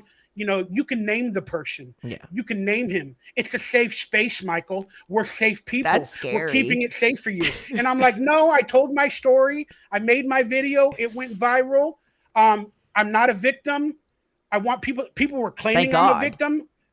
But I wasn't a victim. It's just people are just it went haywire. It went haywire. And I'm like, I'm not a victim, this and that. And they're like, Michael, we're trying to. It's okay. Drake Bell came out. You can come out, Michael. It's a safe. What the fuck are you talking to me about? It's almost like they wanted you to be molested, basically. Correct. So they started. Like, Jesus. They're or at least to play along and act like you were. So through emails and messages, I'm getting these messages. And I'm like, I'm not a victim. All I needed to say is in my little video in my stories. I'm not a victim, blah, blah, blah. So I don't even want to lump myself in. And thank you for protecting people. Yeah. But then I said, I'm leaving this conversation. I've already told you 3 times I'm not interested. Then a producer's assistant would contact me on the down low. Then somebody else, a writer or this or that. And I'm, what the fuck? You all need me. The thing is, if you would have done that, that would have been your career, basically. But they needed me for their 5th episode because they have nothing else. Right. So they now want to create a storyline out of nowhere. Again, and I realized what was going on, and it felt like they were bullying me. Yeah. Trying to pressure you into saying stuff that's not true or to allude just for extra eyes.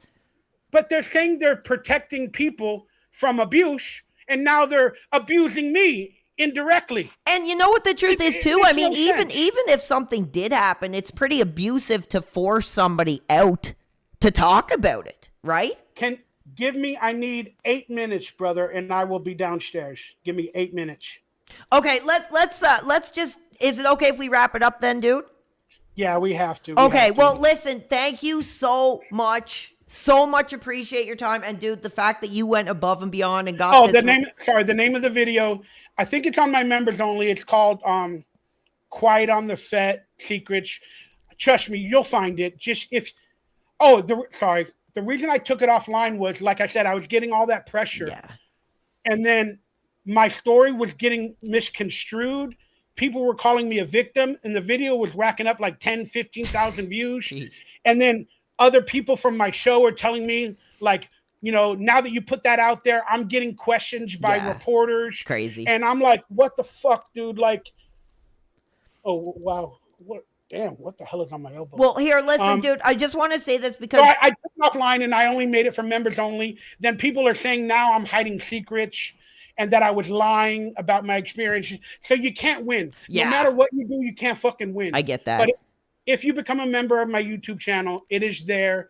I promise you, if you guys want to watch it. Yeah, so here's what I want to end with, because there are fans that may not be familiar. We have a big audience tonight for my stream. So really quickly before you go, why don't you just shout out your channel and just let the people know what you do? And like, we are so thankful to have you as a guest, dude. It was an awesome time. You answered every question. Anybody who's, interested in having a conversation with the man himself, baby, get in touch. You're a great interview. So why don't we end it by you just letting the fans know what you're working on now, what kind of stuff you do, and we'll leave it at that, man. You can go enjoy your night. Yeah, I'm not working on much. I'm just working on myself, my health, and I'm struggling. Yeah. But I make a podcast, at least a live stream podcast once a week, and then I got like 10, 15 clips from it every once in a while. I have a conspiracy podcast that I'm trying to bring back. Definitely bring it back. And then it's called Happy Alien World, and I want to have you on there one day. That'd be amazing. Yeah, cool, man. I'd be honored. I got another podcast called Mikey's World, where I talk about film, TV, movies, actings, pop culture, like my world, my positive world. Yeah. Then I have a podcast that you could see the logo behind me called Acting Crazy and Confident, where sometimes I just need to talk a little shit and like not be politically correct. And sometimes I need to let out my anger and my frustrations and not worry about what problems might come from it. Right. So that's what I got going on. Bless you for doing that. Like, being vulnerable in this industry is a tough thing. So everybody give him a follow, give him some PW Army support, give him a super chat, maybe, give him a membership, whatever you got, baby. And give you a membership. Yes. Thank you so much, dude. I'm gonna end it there. I'm gonna salute to you, Michael Bauer. As I said, actor, entertainer, and streamer, dude. I hope you have a good night. God bless you, man. Thank you so much. God bless you too, and thank you for bringing me on and supporting me at a time of need. I mean it when I say this. I will be on another show free of charge if I have the availability and the health. Yeah, and if we can come up with something we're both passionate about to talk about, I think it would be really cool.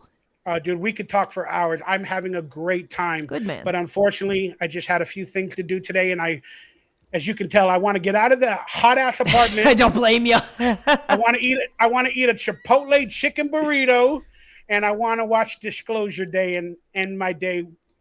It's now been very beautiful. Thank you. Get on and do your thing, boy. I will talk with you hopefully again soon, dude. Take care.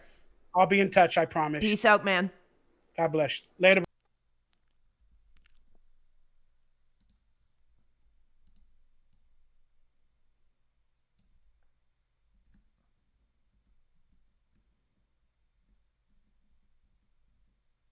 I'm still here, fans. Hold on.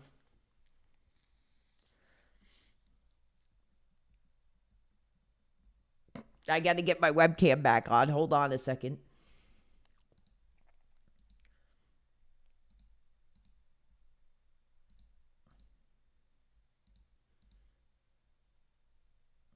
Okay, fans, here I am, back as regular now.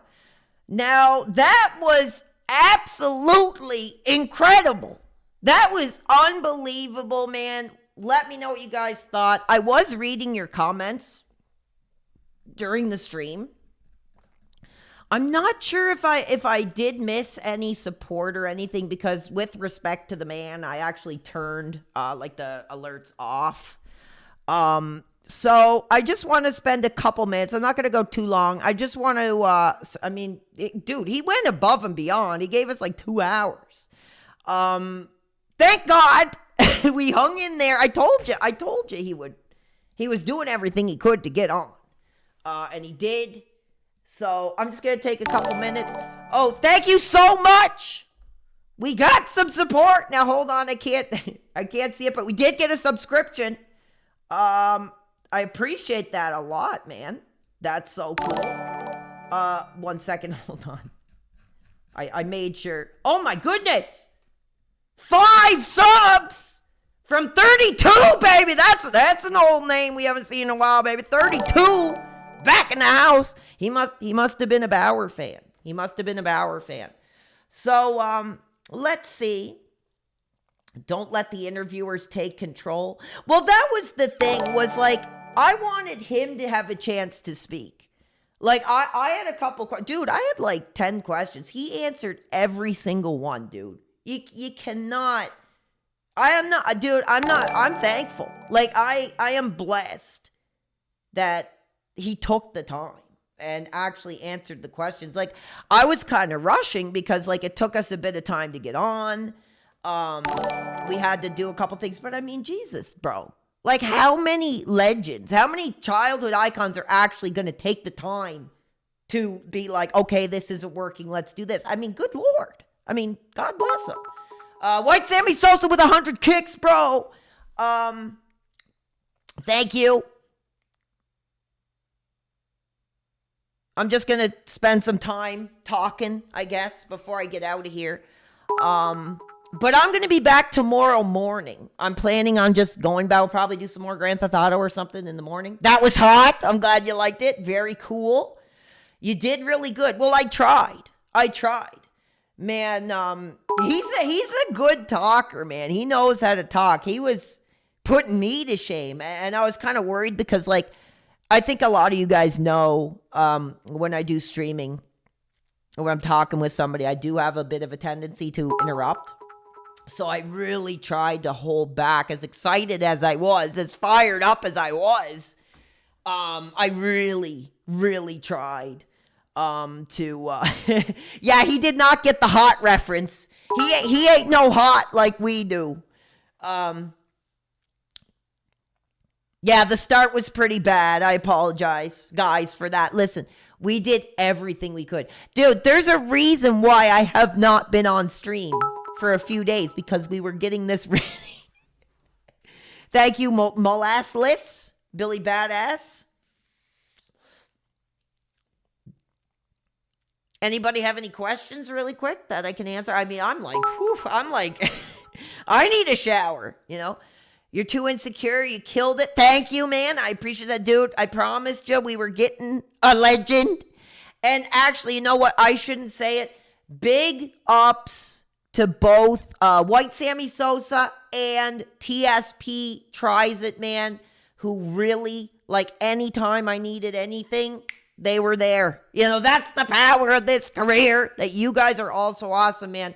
This was a stream as much brought to the world by you guys as it was to me. And man, like I was so emotional at the first, but I had faith that we were going to pull it together. Like I was like, no, because I got the message, dude, that the dude was like on the computer, like trying to click, and he just couldn't get in.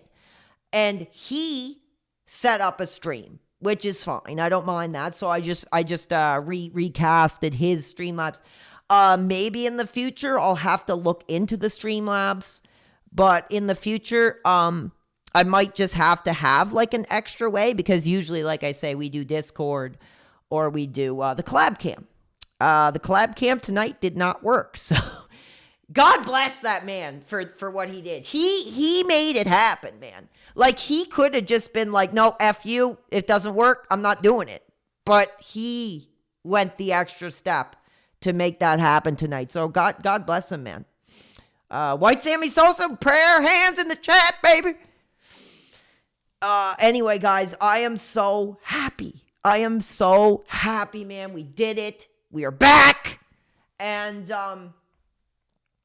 oh, man, you want to talk about minute to minute. It was effing minute to minute. It was like minute to worrying if I was going to have a goddamn heart attack and my career be over by the time I wake up in the morning.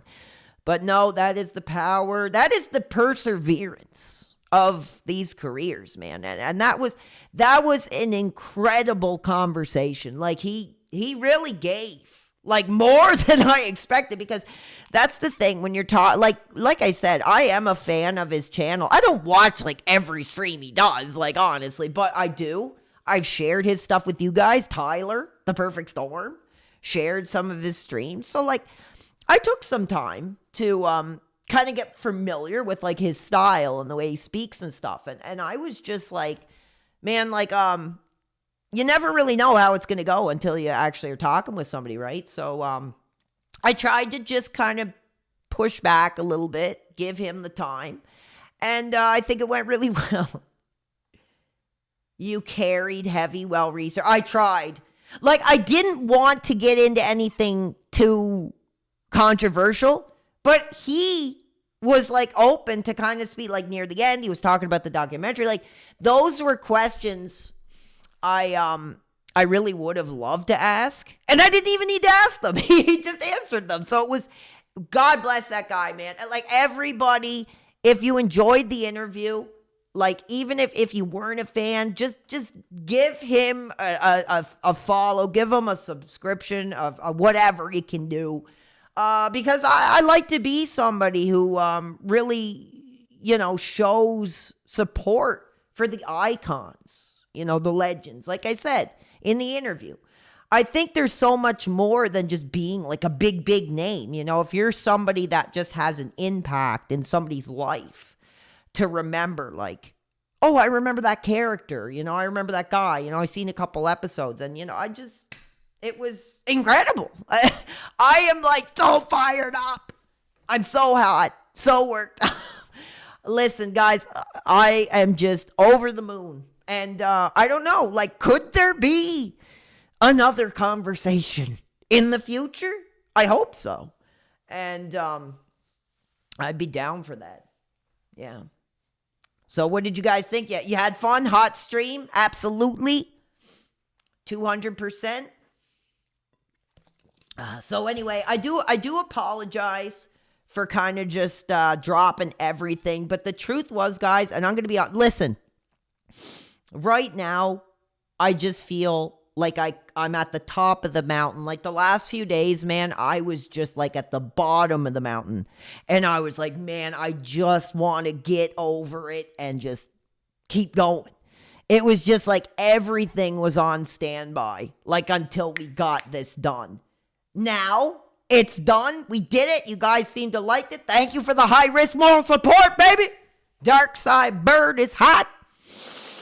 And I can smell it in the air. I can smell it in the air that we did something that really represented our brand, you know, who I am. we gave a childhood legend a showcase on an upcoming hot modern career, baby. And we had a little bit of fun. So anyway, guys, that's going to be it. We just hit 3 hours. Dude, we were only going to go like an hour. So, like, God bless the guy, man. God bless the guy for that.